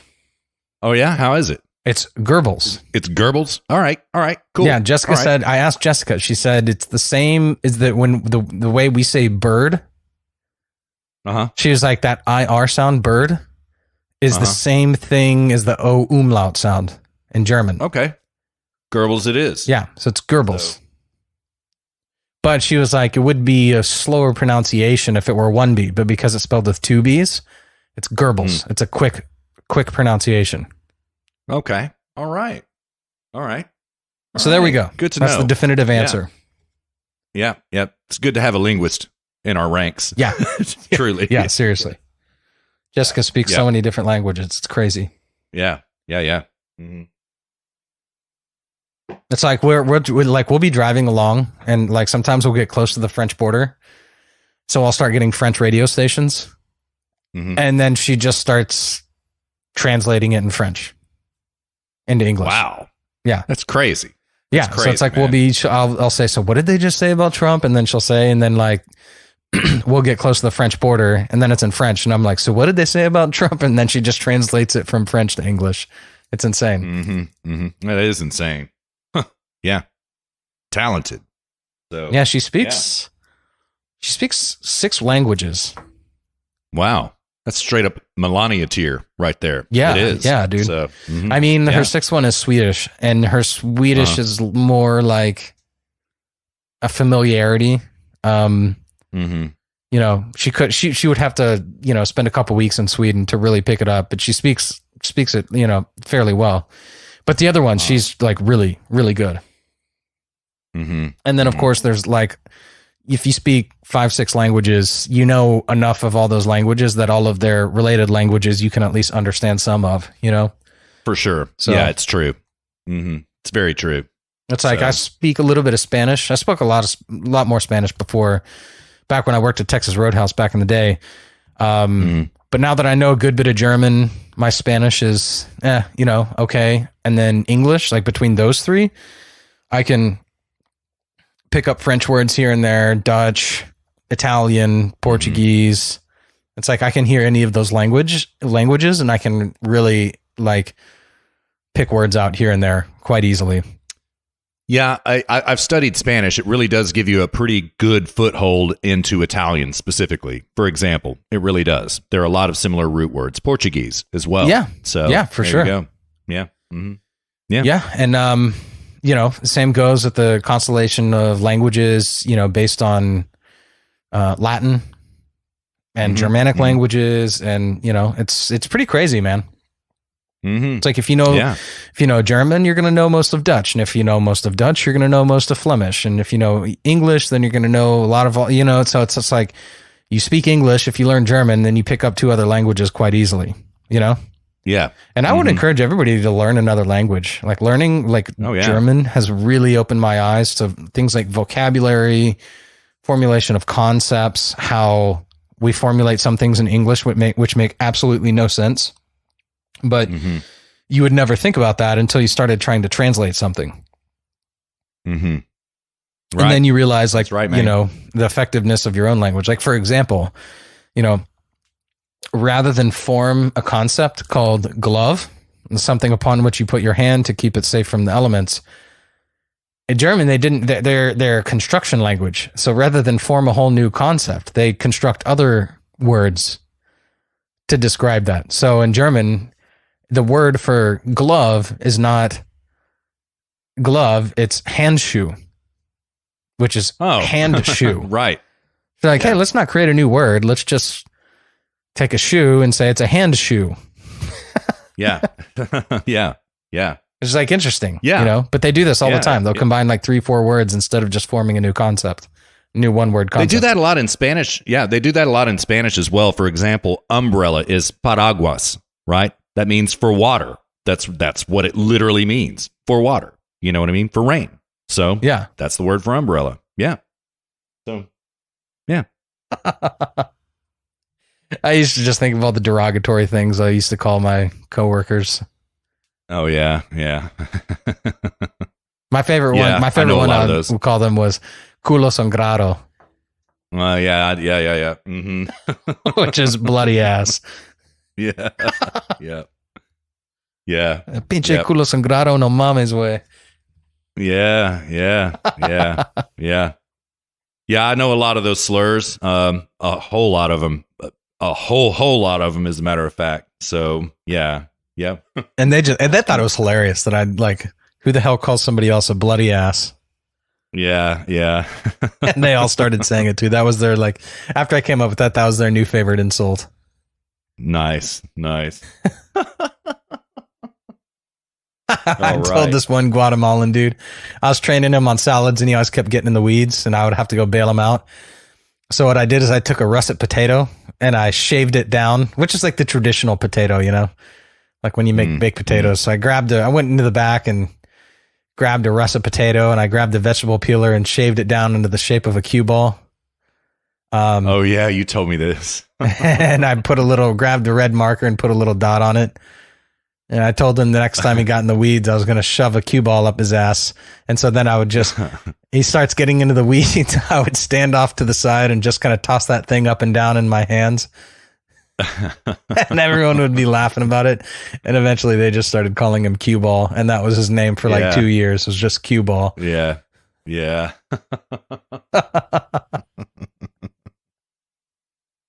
Oh shit. Yep. Yeah, needless to say, you know, working in restaurants, there's a different level of professionalism. You know? Yeah, there is. I did restaurant work for a while. It's fun. It's actually fun. It's like war, dude. It's truly like war. So yeah. Yeah, it really You is, know? man. Like there's no feeling like coming out of like the kitchen at the end of a busy shift, you know? Yeah. Mm-hmm. Yeah. Yeah, it's true. It's true. So yeah, not to mention, man, you learned God tier grilling skills from your time at Texas Roadhouse. That's for show, man. So Yeah, I mean, dear listener, I've seen Luke grill for like literally 90 to 100 people and get all of their grill requests to specific order. Everything was exactly on, you know? Yeah, it's unreal. It's unreal. I can't do that. So, well, thanks, man. yeah. Yeah. Yep. And just like knife skills and, you know, general stuff. I think that's just a valuable skill, you know. I think as a person, like as a capitalist, you know, if you think about yourself as a capitalist, I think it's important to have basic physical skills upon which you can draw in the event of an emergency, you know? Right. Like when I came Couldn't out, agree more. when I came out here to Germany, they sent me a letter saying like I had to have a job in a week, and I was able to go get a kitchen job. And yeah, it was pride swallowing and it was backbreaking work because I hadn't done it in 10 years and my feet were sore for months before I got used to it.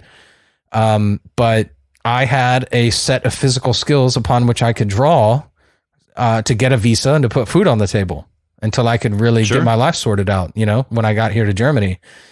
And like, that's such an important skill, you know?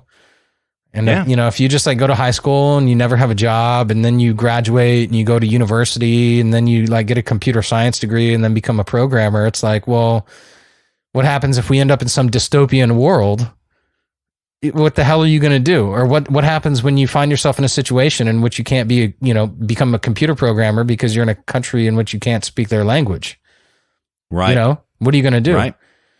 Yeah. But, you know, if you know how to paint, if you know carpentry, if you know kitchen work, if you have some physical labor skill at which you're talented, it's just such a relief knowing that no matter what goes down, you know, there's certain work in this world that no matter what's going on, even if it's, you know, even if the commies take over and, you know, shit goes awry and we all become impoverished, like, having a skill upon which you can draw in such a situation is a huge value.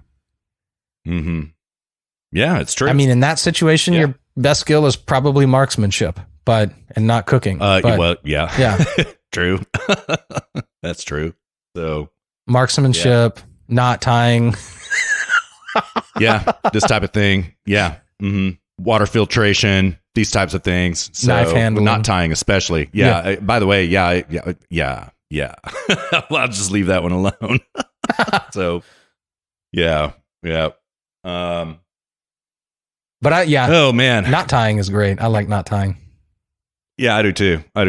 I trained myself. I started doing prepping. I became actually a for real prepper back in 2011 or so when I was still in San Francisco.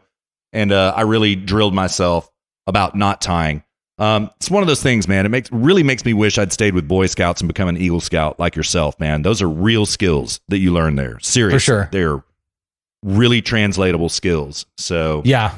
man, and Luke, that reminds me, I've been so disgusted. So I went over to my parents this week and we were watching Fox News, and there are all of these ads on TV right now about the Boy Scouts. And it goes like this: the Boy Scouts of America have declared bankruptcy. If you were ever sexually molested in the Boy Scouts, please call this number, right? And they're like literally law firms putting out hits on the dilapidated, what we now call the Scouts. It's disgusting. And my parents said, yeah, we see these all the time. So it's really sad. It makes me really sad, dude. The Boy Scouts have been systematically destroyed by SJWs over the course of the last 4 years, 6, 7 years, I would say. Yeah. Under Obama, that's for sure. Yeah, you're right. Yeah. So they, first it was, let's allow girls into the Boy Scouts. Mm-hmm. Yep. Yeah. And then now they've just been litigated into bankruptcy. Yeah, it's true. Mm-hmm. Yeah. And I went to a Boy Scout meeting. I wanted to join a troop out in San Francisco, but I don't know. I just didn't follow through with it. It was too difficult. The meetings were all the way on the other side of the damn city, and this was like pre-Lyft and Uber. So it took me like an hour and a half to get to the meeting, which was an hour. Yeah. And I was just like, this doesn't work. That can happen. But yeah. No, I mean, it's a really sad, man. It's a really sad loss. That's a great institution, and it's really sad that happened. I hope it gets replaced. I hope someone comes along and replaces it with, something great. And they need to hold steadfast and just say, no girls. Like, I went to this one in San Francisco. They allowed gay Boy Scouts. And that was always a big thing. They were kind of acting in defiance of it because the official rule at the time was that you weren't allowed to have gay Boy Scouts. They were acting in defiance of it and were operating in a healthy manner. And so I don't know. I go back and forth on that. Perhaps I would want to see a lot of these cases that have been litigated to discover how many of these were homosexual pedophilia cases. Right. I'd like to know that too. That would be interesting. I would really like to know that. If somebody wants to convince me not to allow gay Boy Scouts or gays into Boy Scouts, then show me that data, and then we can talk. Because if it turns out that that's the primary cause, then boom, done. I'm convinced. Right. Right. But full stop. Girls, no, not allowed. Yeah. You've got Girl Scouts. If Girl Scouts sucks, then you fix that. Don't come, fuck up the Boy Scouts, because infiltrate the Boy Scouts. They totally did. Yeah. It's like, I'm sorry, but like male, female is a different dynamic than a male environment. It's just fundamentally different. Yep. Yeah. I mean, now you go from like, arguing over who has to share what tent because this person stinks to who gets to share what tent, if you catch my drift. Yeah. Right. I mean, let's just say this, when you're playing capture the flag, the flag isn't all you're trying to capture at that point. Right. All right, you go over there. Oh my God. Me and Jenny, we'll go over here. All right, everybody just stay over there.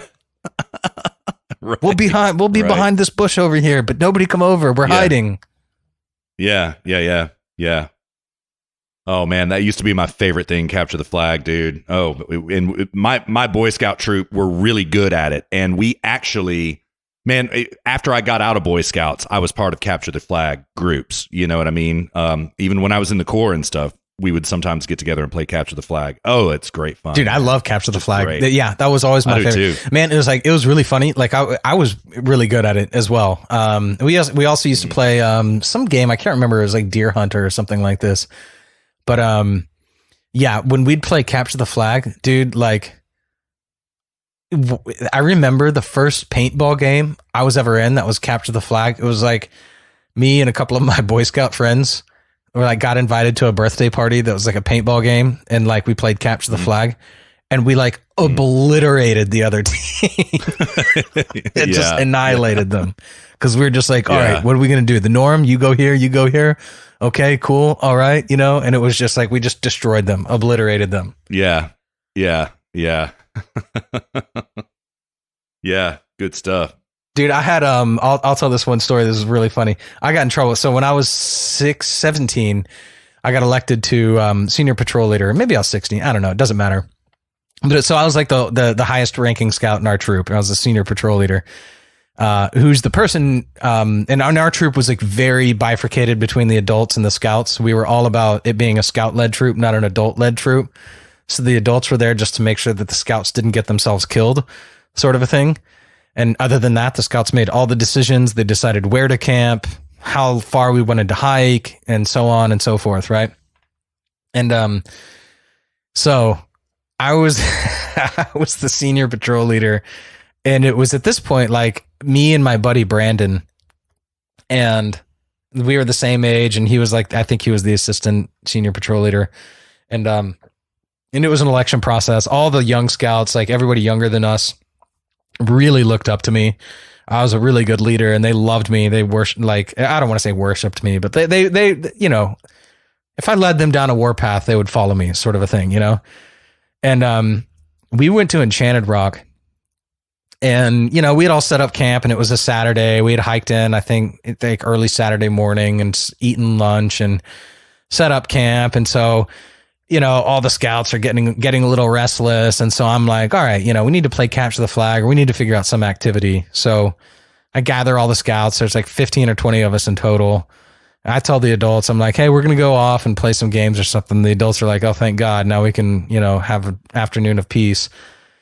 And so we go find this dry ravine. It's probably about 10 feet wide and 5 feet deep out in the woods. And we're in primitive camping. So we're like on the backside of Enchanted Rock, where it's like a 5-mile hike to get there. And we find this rope where you could kind of like swing around on the ravine. I guess it was like normally a rope swing when there's water there. Dude, I've been there. I've totally been there before. I know exactly where you're talking about, man. Yeah. Well, so we started like, I grabbed it and I swung like out and around, and then like came to the other side of the bank. And, you know, you have to like kind of swing, and you couldn't go all the way to the other side, but you could swing out and around, you know, and like hit the same bank, but like 10 or 15 feet down, you know? And so we started doing that, and I was like, well, this isn't quite interesting enough. And so there's this yucca plant nearby. So I grabbed my knife and cut off this huge chunk of the yucca plant. You know what a yucca plant is, right? Oh, yeah. Yeah, well, the ones, the huge spines will like stab your ass if you fall on it. Yeah, yeah. So I grabbed that thing and I threw it down in the ravine below the rope swing. So if you fell off, then you'd land on the yucca plant. And so we started doing this, and so all the other scouts started cutting off more yucca plants. And before we know, we have this like ocean of yucca plants down below. And all these like 12 and 13 and 14-year-old scouts are like swinging on this rope out and around. And we're all just like, oh, and like someone almost falls, but they don't. Nobody fell in it. And finally, the scoutmaster walks over and he pulls me aside. He's like, so what's going on over here, Luke? And I was like, oh, yeah, we set up these yucca plants down in this ravine. Everyone's having a blast. He's like, so you're telling me we're primitive camping 5 miles away from medical help, and you're having the entire troop swing over a spiked rope swing filled with yucca plants? And I was like, yeah, you could put it that way. And he got so mad at me, dude. I can't believe this. You know, this is so irresponsible. I felt so bad. I was like, all right, guys, let's pack it up. We can't do this. I made him destroy it, you know, so no one else hurt themselves that came there after us. And it was really funny. He got so mad at me. And I look back on that now, and I'm like, man, it's like, there could have been a kid, like, you know, laying in there stabbed with yucca plants all through his arms and legs. Oh yeah, it's a care flight situation at that point. Yeah, so, yeah. Mm-hmm. Not my most responsible decision I've ever made as a leader. I'll put it that way. Yeah. All right, dude. Well, Let's get back into it, man. What you got? You had something else that you did some investigation on, right? Besides Portland? Yeah. Well, I had two other things. Did I make that up?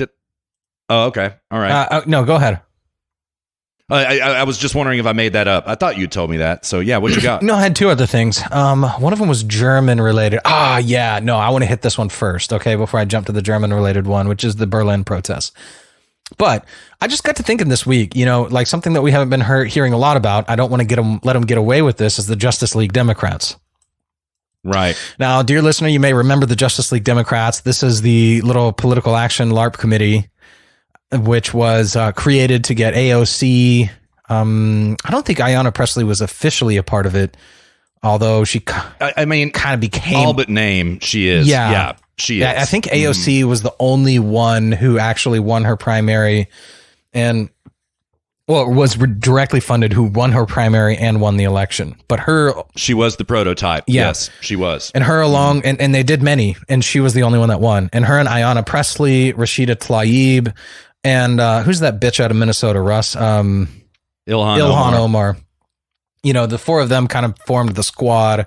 And although the other three, not AOC, although they weren't funded directly by the Justice League Democrats, they kind of merged and became all one and the same.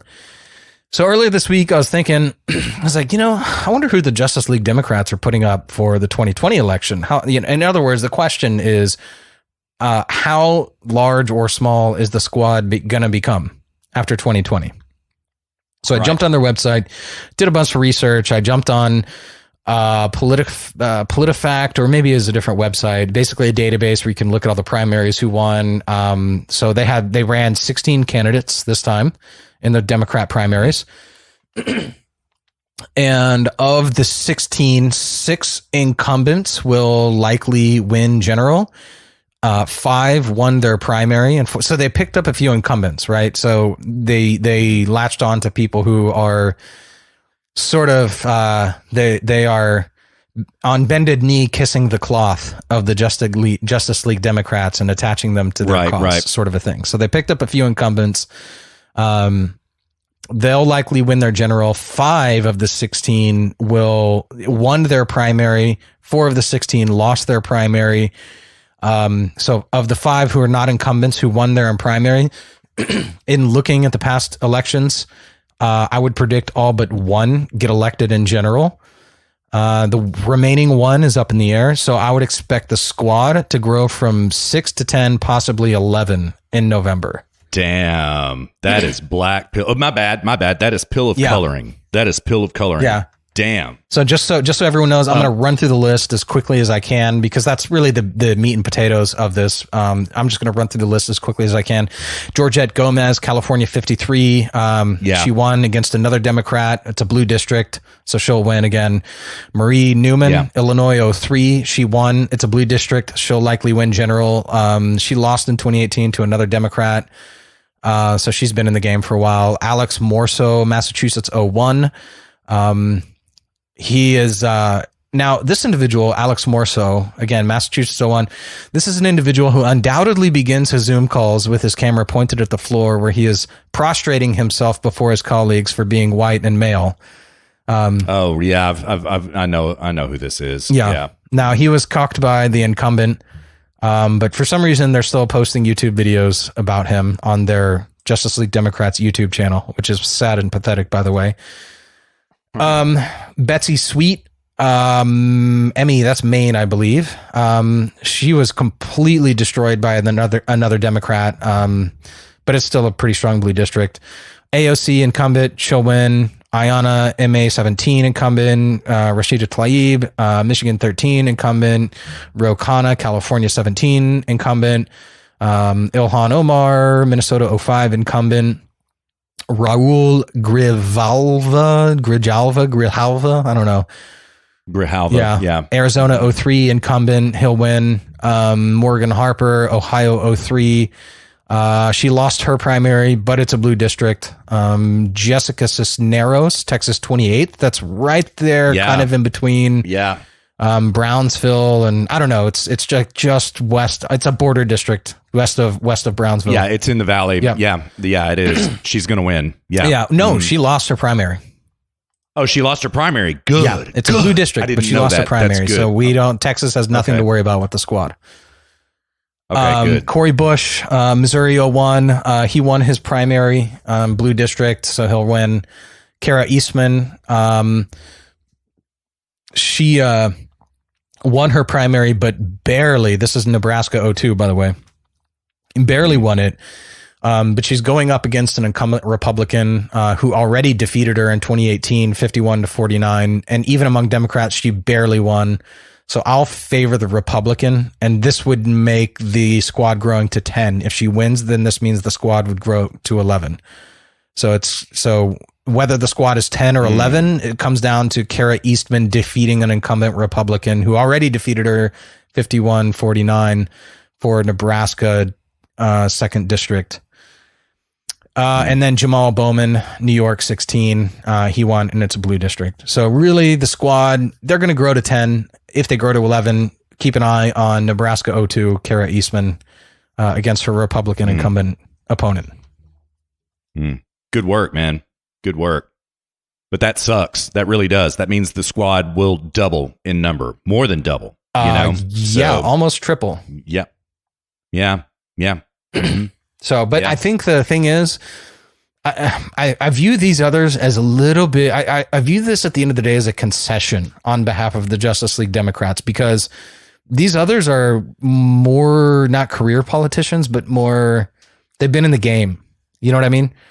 This isn't AOC. Right. I'm a bartender and now I'm a politician, and I don't have, AOC was like that frustrating, when you're playing poker, when you're playing Texas Hold'em against somebody who's never played before, like those are the most frustrating people against whom to play, because they make the most irrational and therefore unpredictable decisions. So they'll be going all in on like offsuit 2-3. And you're like, oh God, they have something. They have something because they're a noob. They must have something. And so you fold and they're like, oh man, I think I had something. And it's an offsuit 2-3. You're just like, oh my God, dude. Like if you were a skilled poker player, I could have played that hand correctly, but because you're so stupid and irrational and you're so ignorant, I should say, as to how to play the game, that you're unpredictable and I can't play the game against you effectively as a result. It's this ironic like paradox, you know? These people don't have that going for them. AOC had that going for her. She had that noob where she's showing up to congressional testimonies with an offsuit 2-3 and nobody knows what to expect coming out of her. These people aren't like that. They may be radical, but they're still politicians. AOC was not a politician, you know? And I'm sorry, but the others aren't either. The other three aren't either. Rashida Tlaib, Ayanna Pressley, and Ilhan Omar.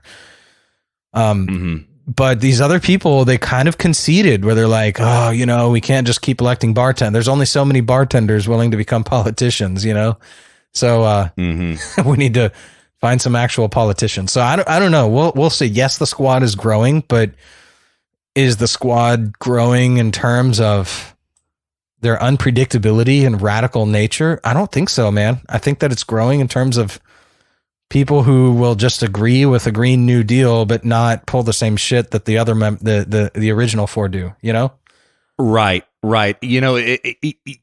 Eventually, and it's not going to be in this election, but eventually the squad will become establishment. The Justice League Democrats will become establishment, right? They will over time, It's going to take a long time, right? But you see this, I think what I would highlight about your data is this, okay? Yes, they're all radicals, right? But they are not pushing the envelope in this election. They are not trying to move the Overton window of the Democrat Party further to the left like they did in 2018 and 2016, right? They are going with established candidates in order to gain a bigger foothold because they are now more established. That means that they are also more establishment, right? In other words, dear listener, what this means is that the Democrat Party will eventually become an out-and-out socialist party. And that will happen in 2024. I promise you. I wouldn't say they're becoming establishment. I would say they are establishing a new establishment. That's a better way to put it. Yes. And yeah. Yeah, and they're playing it. I have to say, dude, they're playing their cards right, because right now they're kind of letting the current establishment, the old guard establishment, the vanguard establishment, if you will, take all the heat for Antifa. They're letting Joe Biden answer for Antifa. They're letting Nancy Pelosi. Oh yeah, no. They almost have this attitude. It's like, Joe Biden, when he came out, was like, "Do you think there will be less violence?" He said this week. Do you think there will be less violence in America if Trump gets reelected? And I can't remember if it was Tim Pool or Tucker was like, basically that's Biden coming out and saying, "Hey, it's a nice country you have there. Shame if something had happened to it." It was Tucker. Yeah. It was Tucker. I thought it was Tucker. And so it was a veiled threat. And but they have to do this. And the Justice League Democrats are playing the right card. They're just laying off. They're laying in the background, letting the current establishment, the old establishment, again, the vanguard establishment, take the heat for it. Let them take the heat for it, and then once they fall, once they're all dead, which they will be soon, then we step up. And Antifa's the new norm. Yeah, you're right. That's exactly the play. It is shrewd. It's evil. It's twisted, but it's shrewd. Well, the only other thing I have for this show, man. And then okay. Before we get there, I want to kind of dovetail with some things that you were talking about. If I may, here for just a second. All right. So, dear listener, Luke and I called it, right? We called it exactly. We said that Trump would see a huge bump after the Republican National Convention. He certainly did. I've got a gateway piece here. The title is Huge Numbers. Trump approval surges to 52%. Black voter approval jumps to 45% in race against Joe Biden. I'm going to take it from the lead. It goes thus. President Trump's Rasmussen approval rating. Dear listener, Rasmussen are the only ones that got it correct in 2016, and they're the only ones getting it correct right now. You notice you're not really hearing much polling data except from Rasmussen right now. Why is this? Because the Democrats know that their internal polling looks absolute shit right now, and Trump's official, not internal, above ground polling is starting to look really good. Okay. President Trump's Rasmussen approval rating surged to 52% on Friday for Labor Day weekend. This is despite the continued media onslaught over the coronavirus panic porn and the continued and constant attacks on this president by the liberal mainstream media. Barack Obama had a 47% approval rating at the same point in his presidency. What is more significant, President Trump has 45% approval from black voters. This is a huge number and must terrify Democrats. Now, dear listener, recall back in the early days of HSP, if I may say, which I do, Luke and I called that tipping point right about 20%, 21%. For the black vote, if Trump right? approval for the black vote, yes. If it crosses that, this is death for the Democrats. Rasmussen is polling Trump black approval at 45%. Now, dear listener, what does this also mean? This means 45% of African American voters do not approve of Black Lives Matter. That's what it means. It's a simple logical extrapolation here, right? Simple, right? This is good stuff. This is really good stuff. All right. Well, dear listener, we are seeing some headwinds to this. And I think everybody knows, and it's clear, and I just want to illustrate it in these hallowed halls to make sure that we get it to you on these airwaves, right? The Democrats have already revealed their playbook. They are going to spike this election, okay? We had a piece, Sarah Carter broke it this week. Dem operative admits to committing voter fraud and warns it could change election outcomes in November. And I want to take it from the lead. An anonymous Democratic operative admitted to the New York Post his role in committing voter fraud for decades and says it should concern Americans in this upcoming November election, according to a New York Post exclusive. An election that is swayed by 500 votes, 1,000 votes, it can make a difference, the source told the Post. It could be enough to flip the election. The source added, this is a very real thing, and there is going to be a effing war coming in on November 3rd over this stuff. If they know how the sausage was made, they could fix it. All right. So what does this mean? We now have Democrat insiders who are leaking, who are flipping. We have election riggers who are flipping. This is good, but What it is telling us is this system is already deeply entrenched. They've been doing this for numerous elections. Not the one that comes right off the tip of my tongue is the Kyrsten Sinema election for senator in Arizona. That was absolute voter fraud, right? They absolutely stole that election. They stole it, right? Now we're learning how they do it, okay? So, dear listener, we know the playbook, okay? And this is why President Trump came out this week and he got shouted down by the media because they misquoted him.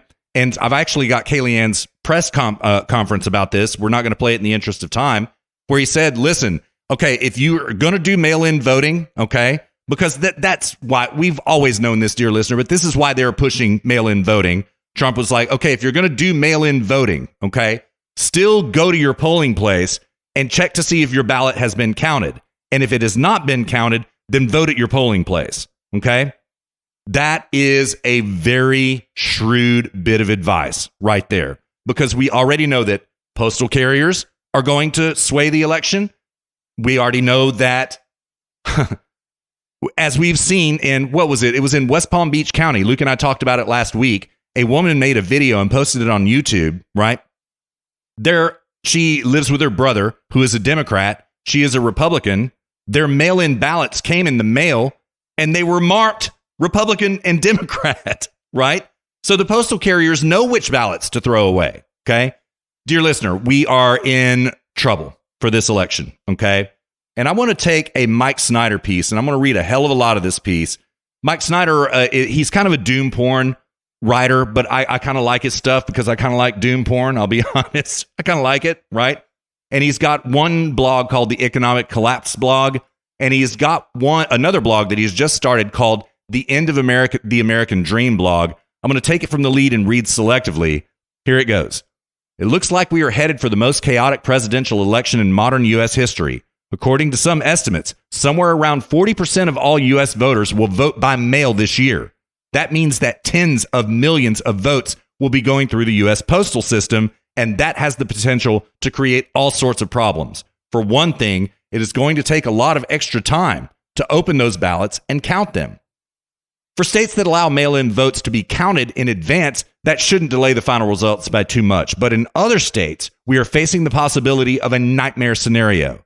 There are certain states that are not allowed to start counting any ballots until the polls close on Election Day. And that includes key swing states such as Wisconsin, Michigan, and Pennsylvania.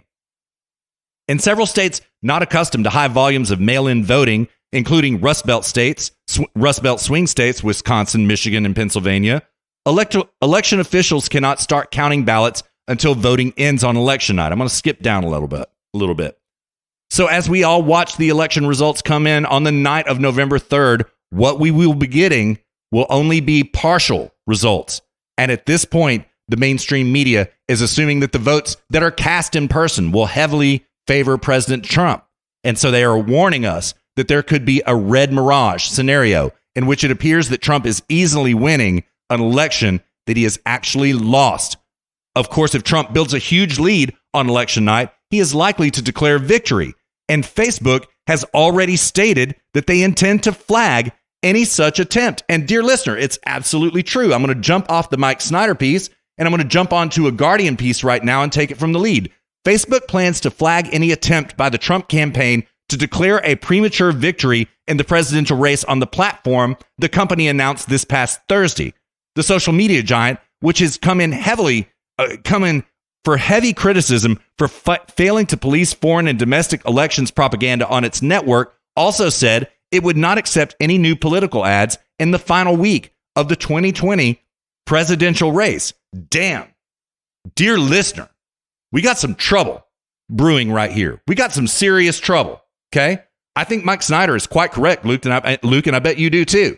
We already have modeling coming out right now where people are literally working out like war room scenarios about the election, okay? Washington Post actually wrote a piece about this, and Mike Snyder mentions it in his piece, and I totally agree. They were like, we see absolute disaster for any scenario here except an absolute Biden landslide victory. And what they said would happen is this, exactly what Mike Snyder just said in his piece. Trump would be announced the winner. Trump would declare himself the winner. Facebook would repudiate him, and then all of a sudden the mail-in ballots would start trickling in, and they'll be counting them and opening them and counting them and opening all the way, maybe even past conceivably inauguration date. Dear listener, this is a shit-ass situation, right? But it's already done. There's nothing we can do about it at this point. It's just done, right? I'm going to skip down the Mike Snyder piece just a little bit more. Well, hold on. Before you go on, when you say it's just done, what do you mean? The states have already mailed out these ballots, Luke.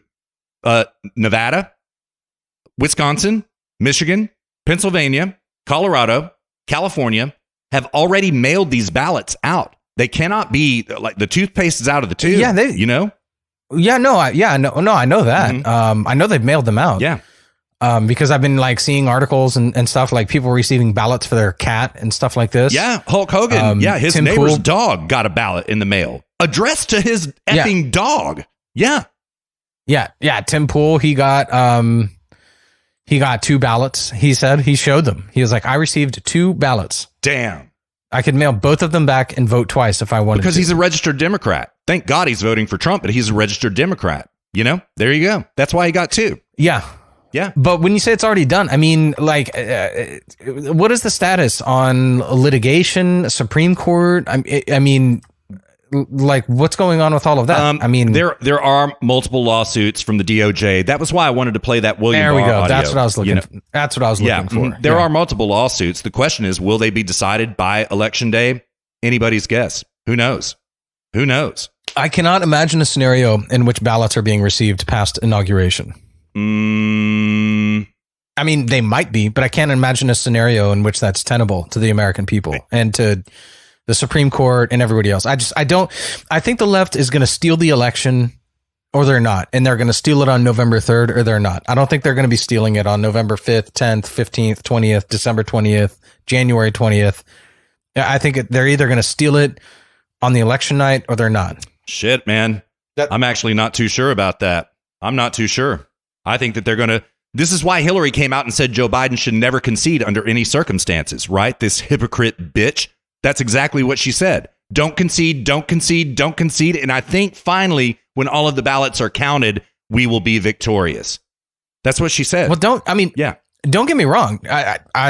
We said this on the past show. I think that they will use this as a way to further impeachment. This will be the next Russiagate. I think they're setting up the next Russiagate. I do too. I don't think they're trying to steal the election through mail-in voting. I don't think they're trying to steal the election. I think they'll try to steal it on the night of the election. But I think it's different with mail-in voting. I think mail-in voting is all about creating the next Russiagate. That's all. Yeah, I do too. And I don't disagree. I think that it's dual focused, right? They are trying to steal the election and create their next Russiagate. I see both, right? And if they end up not stealing the election, if they're not successful at that endeavor, then they have a built-in Russiagate by doing this.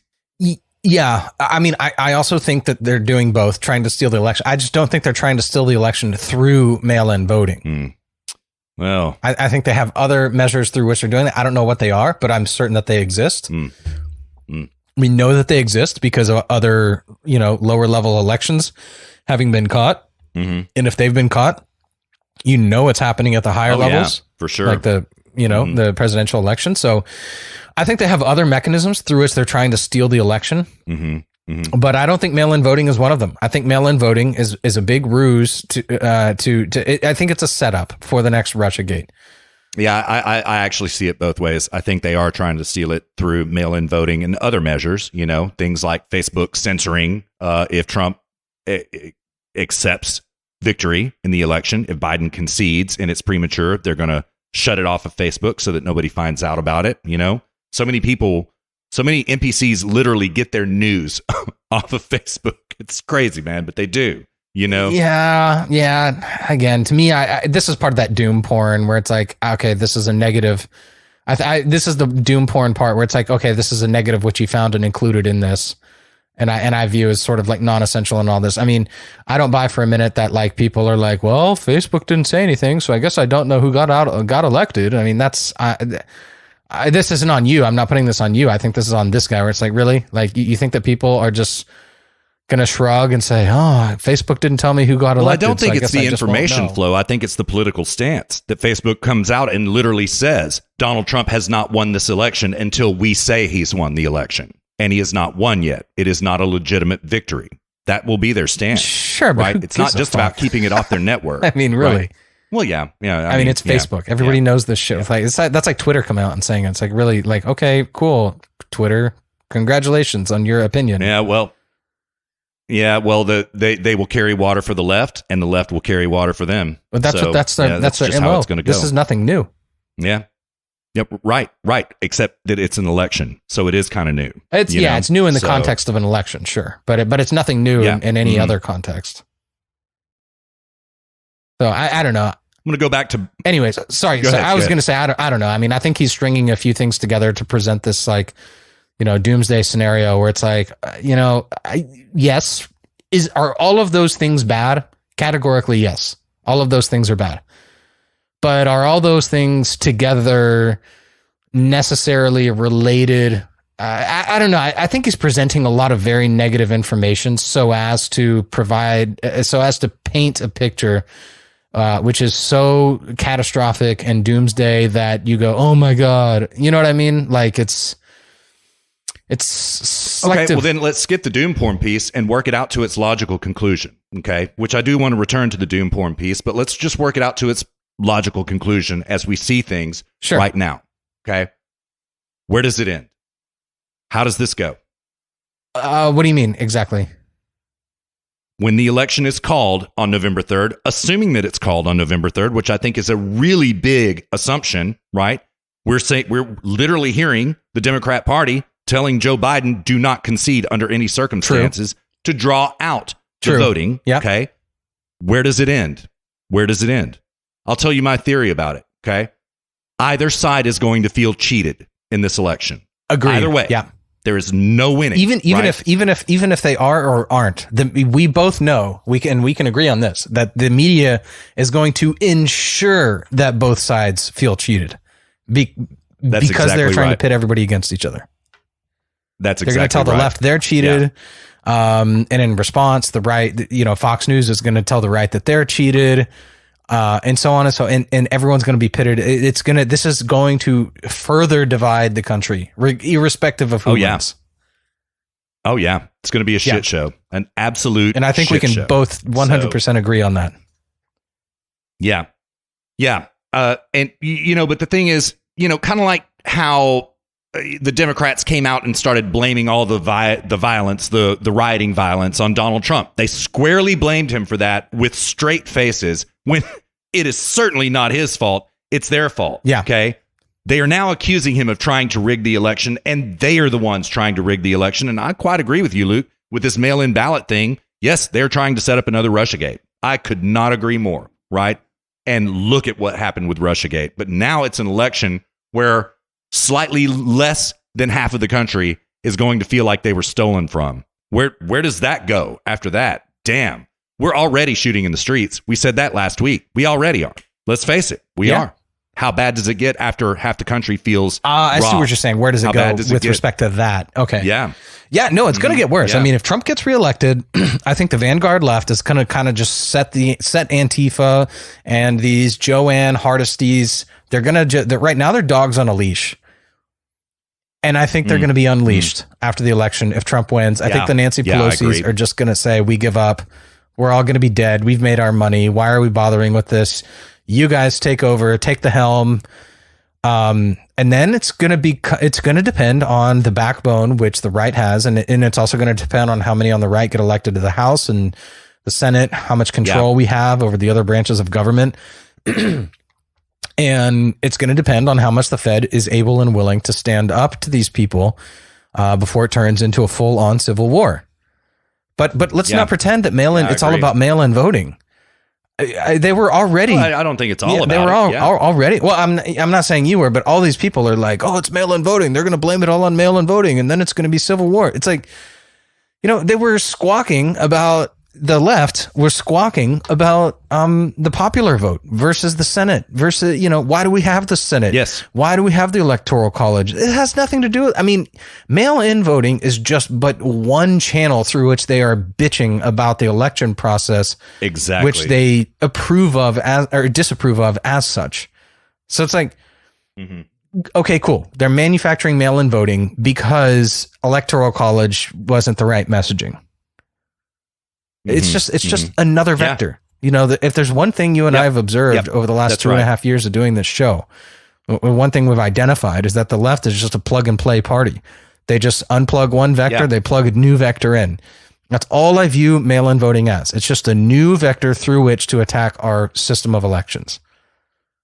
I don't think that maybe sure, if they can try and steal the election through mail-in voting, of course they're going to try and do it.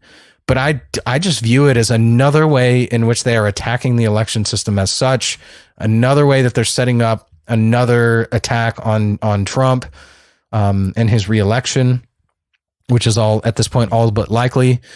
And I think if they can steal it, that's sort of like an added bonus. If they can do it through that, then great. But really what it is, it's just a new vector to attack the voting system and I should say our election system, not our voting system. And just a new vector through which to attack Trump and launch investigations. Yeah, I agree. Couldn't agree more. It's a diabolical, but it's actually a pretty intelligent plan. You know what I mean? Oh, totally. The left, these are evil sons of bitches. And I was listening to someone else, I can't remember who, but this is the difference between the left and the right. It's like the left, they will do they really truly believe in their cause and they will do anything. They'll destroy the greatest country in the history of the United States if it means actualizing their cause.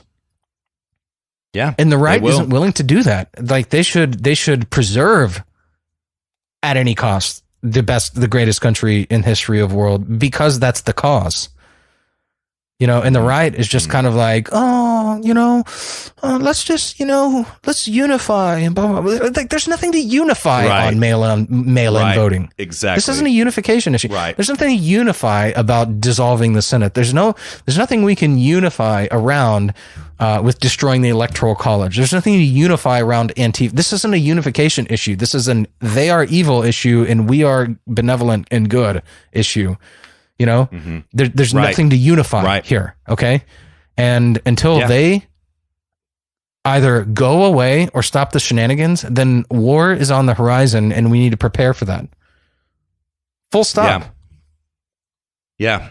In the meantime, though, I really would like to see the Republican Party go on offense, right? They are always defensive. Totally. I would really like to see offensive posturing right now and absolutely vanquish this ideology from the face of the earth. Vanquish it and go on offense in order to do it. So yeah, totally. Yep. And unfortunately, they want to be too nice. They want to unify. Unification. Let's bring Americans together. And blah blah blah. It's like, have you ever considered that some Americans don't want to be brought together? Some Americans have an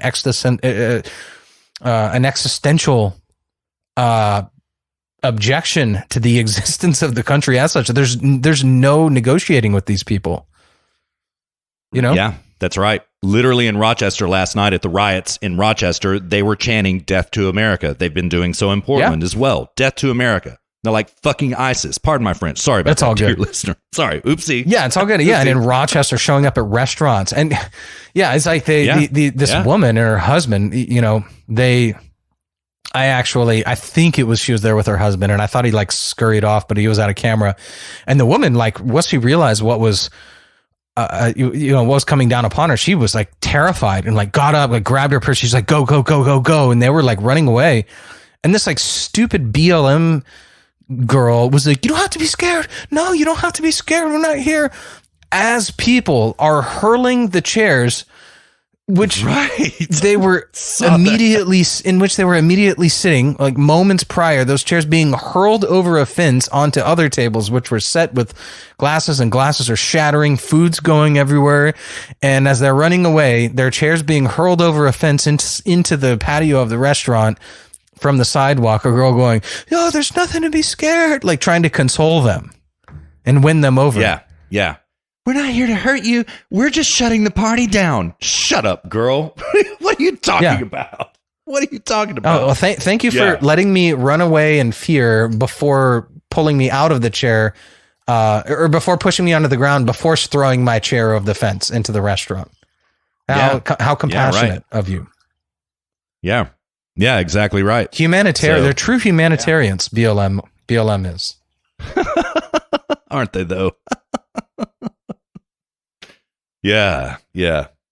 True humanists. Yeah. So... But go on with your piece there. Well, it's more of that same old doom porn. Let me hit this sentence. This is going to be such a disaster. But no, he actually ran for political office in Virginia in 2018. And what's his name? Mike Snyder. Mm-hmm. Mike Snyder. Mm-hmm. Okay. Yeah, he's been around for a long time. In what political encampment would you say he would most likely affiliate himself with? He's kind of like Tom Luongo, man. Kind of like Zero Hedge. I think that he is kind of libertarian proclivity and has just had it with the left. That's it. You know what I mean? Okay. Doesn't really love Trump. So he's not a doomer. Yeah, no.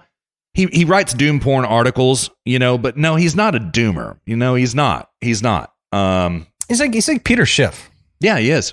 Yeah, that's a great comparison. Respect. Yeah, he is. So, yeah.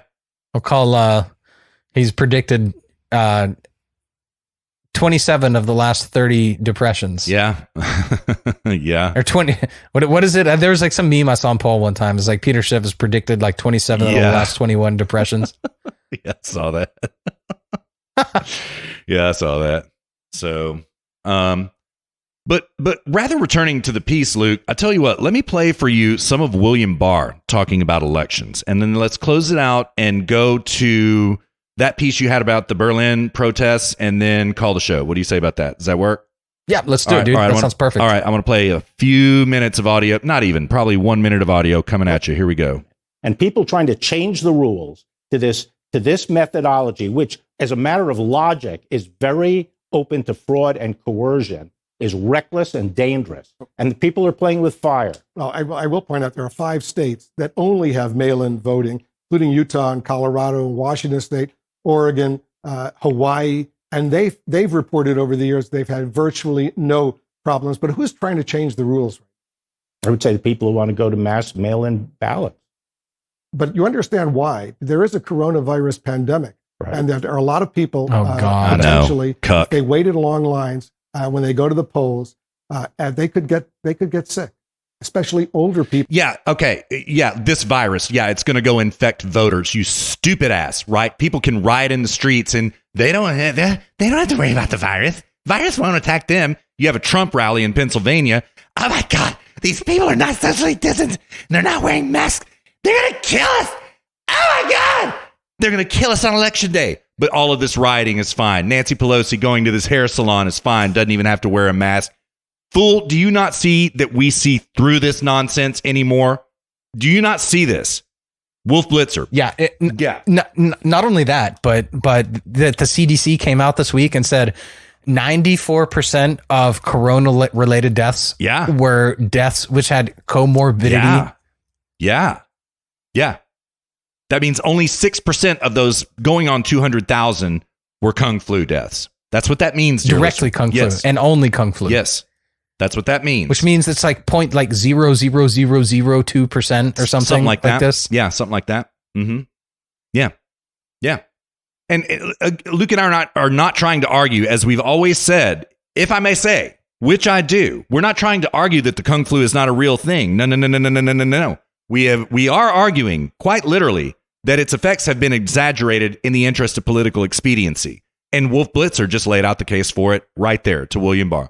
And the reaction, the reaction to those perceived effects, has been drawn out. Yeah, sure has. Been protracted for months. Yes, it has unnecessarily. Mm-hmm.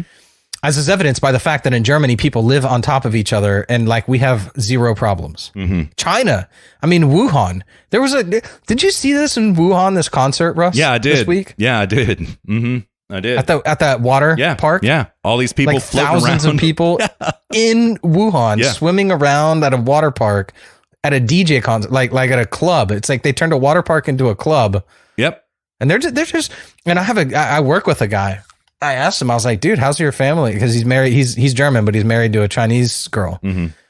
And they have kids. And so, their kids live in Shanghai, or no, their kids live in Germany, but they have obviously she has direct family in Shanghai. And I was like, so how are things going in Shanghai? And this was like 2 months ago. He was like, oh, everything's back to normal there. Everyone's school started back up. He was like, everything is totally normal in China now. Yeah.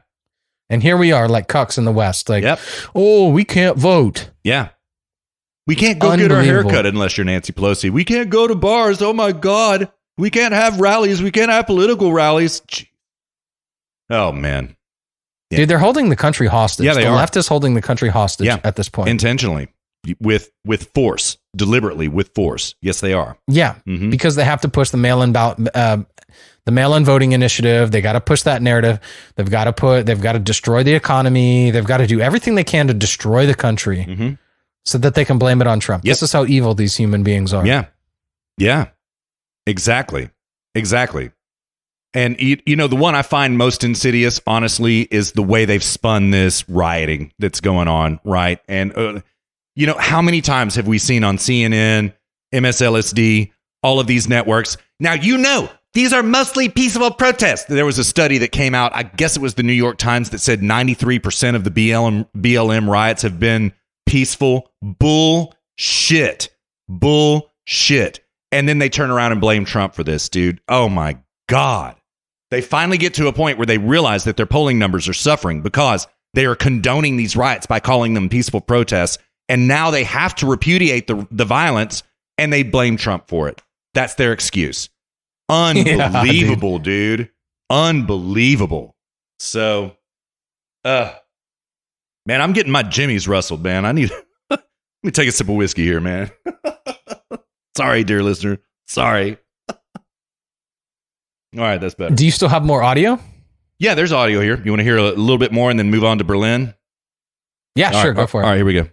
Or people with underlying conditions. You back it up a little bit, dear listener. Here we go. There is a coronavirus pandemic, and there are a lot of people potentially, if they waited long lines when they go to the polls, they could get sick, especially older people or people with underlying conditions. As a result, a lot of people want to change the rules so they don't have to go wait in long lines. Well, they don't have to touch all this. And the appropriate way to deal with that is, number one, arrangements at the polls that protect people, which can be done. And number two, people who have pre-existing conditions and are particularly vulnerable can get an absentee ballot. I have no problem with people. I voted by absentee ballot, not by mail. I actually went to the office to cast my vote, but absentee ballots are fine. All right, let's move on and talk a little bit about another suggestion you've. Yeah, all right, let's stop it there. Yeah, when they're like, people want to vote. What people? What is there like a political action committee that's like vote by mail? Yeah. We're so concerned about Corona. Yeah. What's your polling data on this, bro? Actually, Mike Snyder in the Doom Porn piece did have polling data about it. It's something like 40% of Republicans are cool with voting by mail, 60% are not, 90% do not intend to vote by mail, and something like 90% of Democrats do intend to vote by mail. So there's a clear distinction here that Democrats are, in general, more accepting of mail-in ballots than Republicans are, right? It's very interesting numbers. It really is. So, yeah. I mean, but let's admit to ourselves, dude, Trump's ahead of this. Oh, yeah. He's out in front of this. He's not going to, for a moment, allow something like this to cost him the election. Yeah, I agree. I think he knows this playbook. I think he knew this playbook. They already started. Look, here's the thing. They started squawking about mail-in ballots right after they took the House in the 2018 election. Right then. That was one of their table items right out of the gate on January 24th of 2018, right? And so, that, dear listener, track it down. That's 2 years before the Kung Flu ever happened, right? So in the interest of trying to win the 2020 election, they were already mounting this campaign back in 2018, right? Now they have a convenient excuse to do it. And Luke and I called it that they were going to do exactly this. We did not have any idea that it was going to be a global pandemic. Oh, my God. We didn't know that that's how it was going to work, but we called it that it would, and it did. So there you have it. People are going to be worried. I mean, you go grocery shopping, nobody even cares, but Yeah, voting. Oh, God. I know. It's just these people are so disgusting, and Luke, they're really transparently disgusting at this point, and they're also just stupid. This is backfiring on them, and they know it. They know it, and Yeah, we know totally. it. Yeah. Yeah. Well, the only other piece that I have is about Berlin. There was a bunch of protests. I got messaged about it. I had a friend message me about this past week, asking about it. And there's a bunch of protesters in Berlin. And the way the media reported, it was a bunch of leftists, which I was surprised that the German media reported this, but that they reported that it was a bunch of leftists and then what are called Reichsbürgers. Now, this is interesting, Russ. You probably don't know about this because you wouldn't really know about it unless you lived in Germany. But there's this faction of people called Reichsbürgers. Can you possibly imagine what that might mean just by hearing that word? No. Well, Reich is, it sounds like it's, no, I don't know. Yeah. You're on the right track, right? Okay. Right wing, no. Reich. Yeah, I don't know. Okay. Yeah, no, I was just curious. To know like what a non-German speaking so when you say a burger and that's you with the umlaut, right? So B-U-R-G-E-R. It's spelled like burger, except that the first U or the only U has the 2 dots on it, right? So that what that means is a citizen, right? So so you probably heard like And so like the ER at the end is sort of like if you say someone is a Houstonian, in German, you would say they're a Houstoner. Oh, that's actually kind of Houstoner. Yeah. Or you say Austinite, right? In German, you would say Austener. So a burger is a somebody who is from a certain place, right? Or a member of a certain place. So if you say somebody is a Mannheimer, that's somebody from Mannheim. If you say somebody's a Frankfurter, that's somebody from Frankfurt. If someone's a Berliner, there's somebody from Berlin. If someone's a Bürger, there's somebody from the German government, right? They're of the German government. They're a citizen of the German government. So a Reichsbürger is a faction of people who reject the version of today's German government, say that it was illegally founded because it was founded by foreign countries after World War II, and therefore ascribe themselves as being citizens of the actual German government, which is that which was created under the Third Reich. So Reichsbürgers is this whole people. They have their own coinage, they have their own currency, their own passports, and everything. Their own jobs. They don't pay taxes.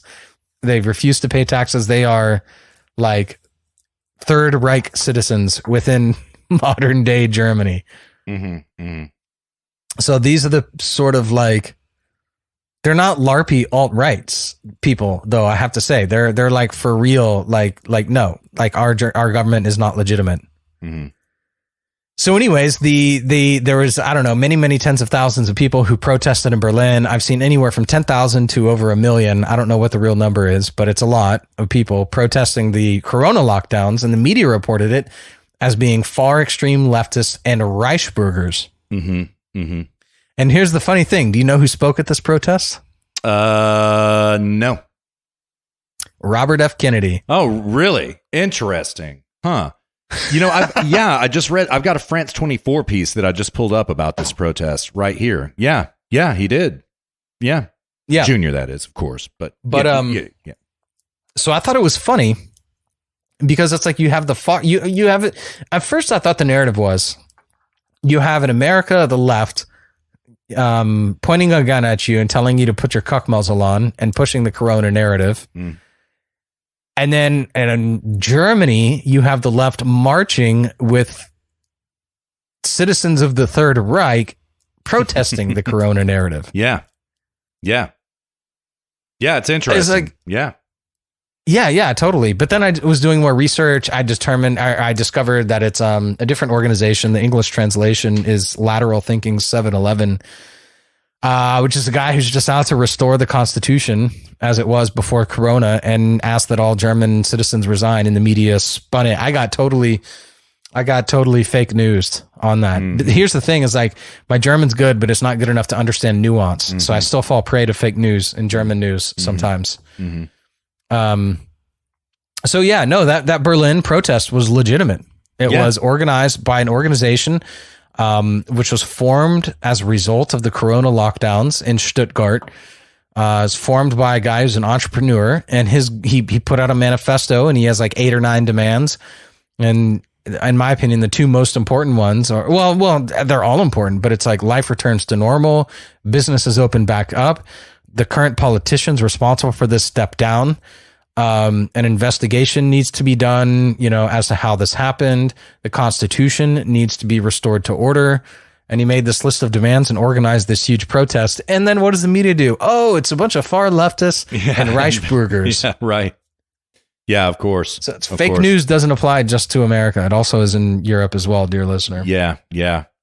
Yeah, it's funny. I'm seeing this France 24 is indicting AFD in this. They did not use they did not use Reichsbürger in this piece, probably because it's a French news source and they probably don't know what it is. But I don't see any indictment of far left protesters. Only really AFD is mentioned specifically in this piece. So there you have it. So yeah, these crazy right wingers, demonstrating with their guns, they're going to come kill everybody. Unlike Antifa, who are just peaceful protesters. So yeah, right, yeah. There was something really interesting that happened in Idaho. They passed a law in their state legislature, and it is going to be signed by the governor, where they're like, okay, this shit stops now. All of this COVID stuff stops right now. Everything opens. Schools open. Businesses open. We go back to normal now. And I expect that to spread around. I kind of do. So totally. Yeah. Especially when people see like, oh, wow, this is a bunch of bullshit. Mm-hmm. Yeah. Yeah. I mean, here's the thing. They can just look at Germany. Mm-hmm. Mm-hmm. I mean, yeah, Germany, there was a bunch of protesters out there, but I've been saying this here on the show for weeks. Mm-hmm. It's like everything is basically back to normal here. Basically back to normal. People don't even follow social distancing anymore. It's really hilarious. Yeah. Like people don't even care about that anymore. It's like really the only thing is people wear masks indoors. Yeah. Other than that, there's like at restaurants and stuff, like maybe every other table might be shut down or a couple tables here and there might be closed off for some social distancing. But really, is that going to prevent any infections? Right. When you walk out the door and you take your mask off and everyone is shoulder to shoulder packed walking around in the heat. Mm-hmm. Mm-hmm. Right. It's like, this is all bullshit. All of it. Like Corona exists. But really, like, this is all just bullshit. It's just nothing. This is a non-disease. I can't even believe I fell for it in the beginning, the way in which I did. Yeah. Yeah. I mean, I did at the behest of a close friend, but still, like, who is an expert in this field. But still, I'm like, what he tells me is that they skewed the data in the beginning, and that's how he got it wrong too. Was that the data from the very outset was wrong? Yeah. So it wasn't that I was like fooled by the media. I was actually, sort of second-handedly fooled by a friend who's an expert in this field, who was lied to by the sources of data which he would otherwise normally trust. Right. Well, and he and I talked about it as well. You know what I mean? So what did he tell you? Pretty much what he told you, head for the hills. This is really bad. The infection rate is unbelievable. But, he was lied to. And to this day, Luke, it really is hard to find factual data still in media about what's going on with this. You know what I mean? Like, it's impossible, man. It's impossible. It's spammed out. This is why this is why, like, dear listener, this is why reality and firsthand I should just say firsthand observation always takes a front seat to data. Mm-hmm. And anytime everyone wants to come to you, whether they're talking about economics or whatever, and they're like, oh, but data, look at the data, the data. I don't need to look at the data. Look with your own eyes. You tell me. Mm-hmm. I can walk down the street and not be worried about getting some epidemic and then put it into this context of like, Even if you do get it, are you even going to notice? Even if you do notice, are you going to die? Mm-hmm. You know? Yeah. And all of this time, I've been going to the gym 5-6 days a week for weeks, since June, actually. 5-6 days a week. Nothing. Yeah. I don't even know anybody from the gym. And I know people, you know, we're all like, you're all buddies with people in the gym. I don't even know, none of us, we don't even know none of us even know anybody. And we're like sweating, breathing hard, grunting, you know, using the same equipment with other people. Like nobody even knows. Like this is, oh my God, dude. Like this isn't even an epidemic. An epidemic is like where you're legitimately scared for your safety. Mm-hmm. Mm-hmm. If you're legitimately scared for your safety, you've been gaslit. Yeah. Full stop. Yeah. I know a lot of people like that. I do. And you know what? I just let them do their thing, you know, and it's kind of like, me too. Yeah. It's kind of like I said, you know, I guess it was last week in number 94. You know, I'll wear the mask, right? It is a social wear compromise. Your cuck muzzle. Yeah, wear the cuck muzzle. You know, if it allows businesses to stay open and people to interact, right? If that's the social compromise we have to make, I hate it. I can't breathe in the damn thing, but I'll do it. You know what I mean? It's not that much of an imposition, you know. Yeah, I've got a hack in mind, by the way. What's what? I hacked my mask. I hacked my cuck muzzle. How'd you do it? Well, I got one where it doesn't hook around your ears. It's like one that's supposed to go over the top of your head, above your ears, and then over the back of your head behind your ears. Yeah, that's what John wears too. Yeah. Horizontally. Yeah. If you take both of them and then you put them down your neck, you just move them all the way down. Yeah, it just hangs around your neck. Yeah. Mm-hmm. Yeah, but the whole mask just barely hangs on your nose. So like right. Mm-hmm. You can just perfectly breathe out from under. Like it just goes like the, you know, it just, it's like, it's not like it's not like over your face. It's like the whole bottom is completely exposed. Right. So nobody notices. Yeah. John does that too. Just loosen the bottom strings. Yeah. And let it hang loose. That way your glasses don't fog up, for example. And I started pimping out my masks, Luke. I realized I was like, okay, if I'm going to do this shit, if I have to do this, I'm going to do it in style. So I bought a bunch of really dope masks. Right. And I only have one that ties the way which you're describing. But I've done it that way. Leave it loose on the bottom, and the hack works. Yes, your sunglasses don't fog up. You know, your breath just goes out underneath. You know, somebody might want to socially correct you in San Francisco or somewhere in California about the fact that, oh my God, you're not protecting anybody else. You're only protecting yourself when you tie a mask like this. That may be the case, you know, but you know, whatever. Nobody around here seems to have even noticed. So yeah, it's a good hack, man. Life hack, mask hack. So yeah, for sure.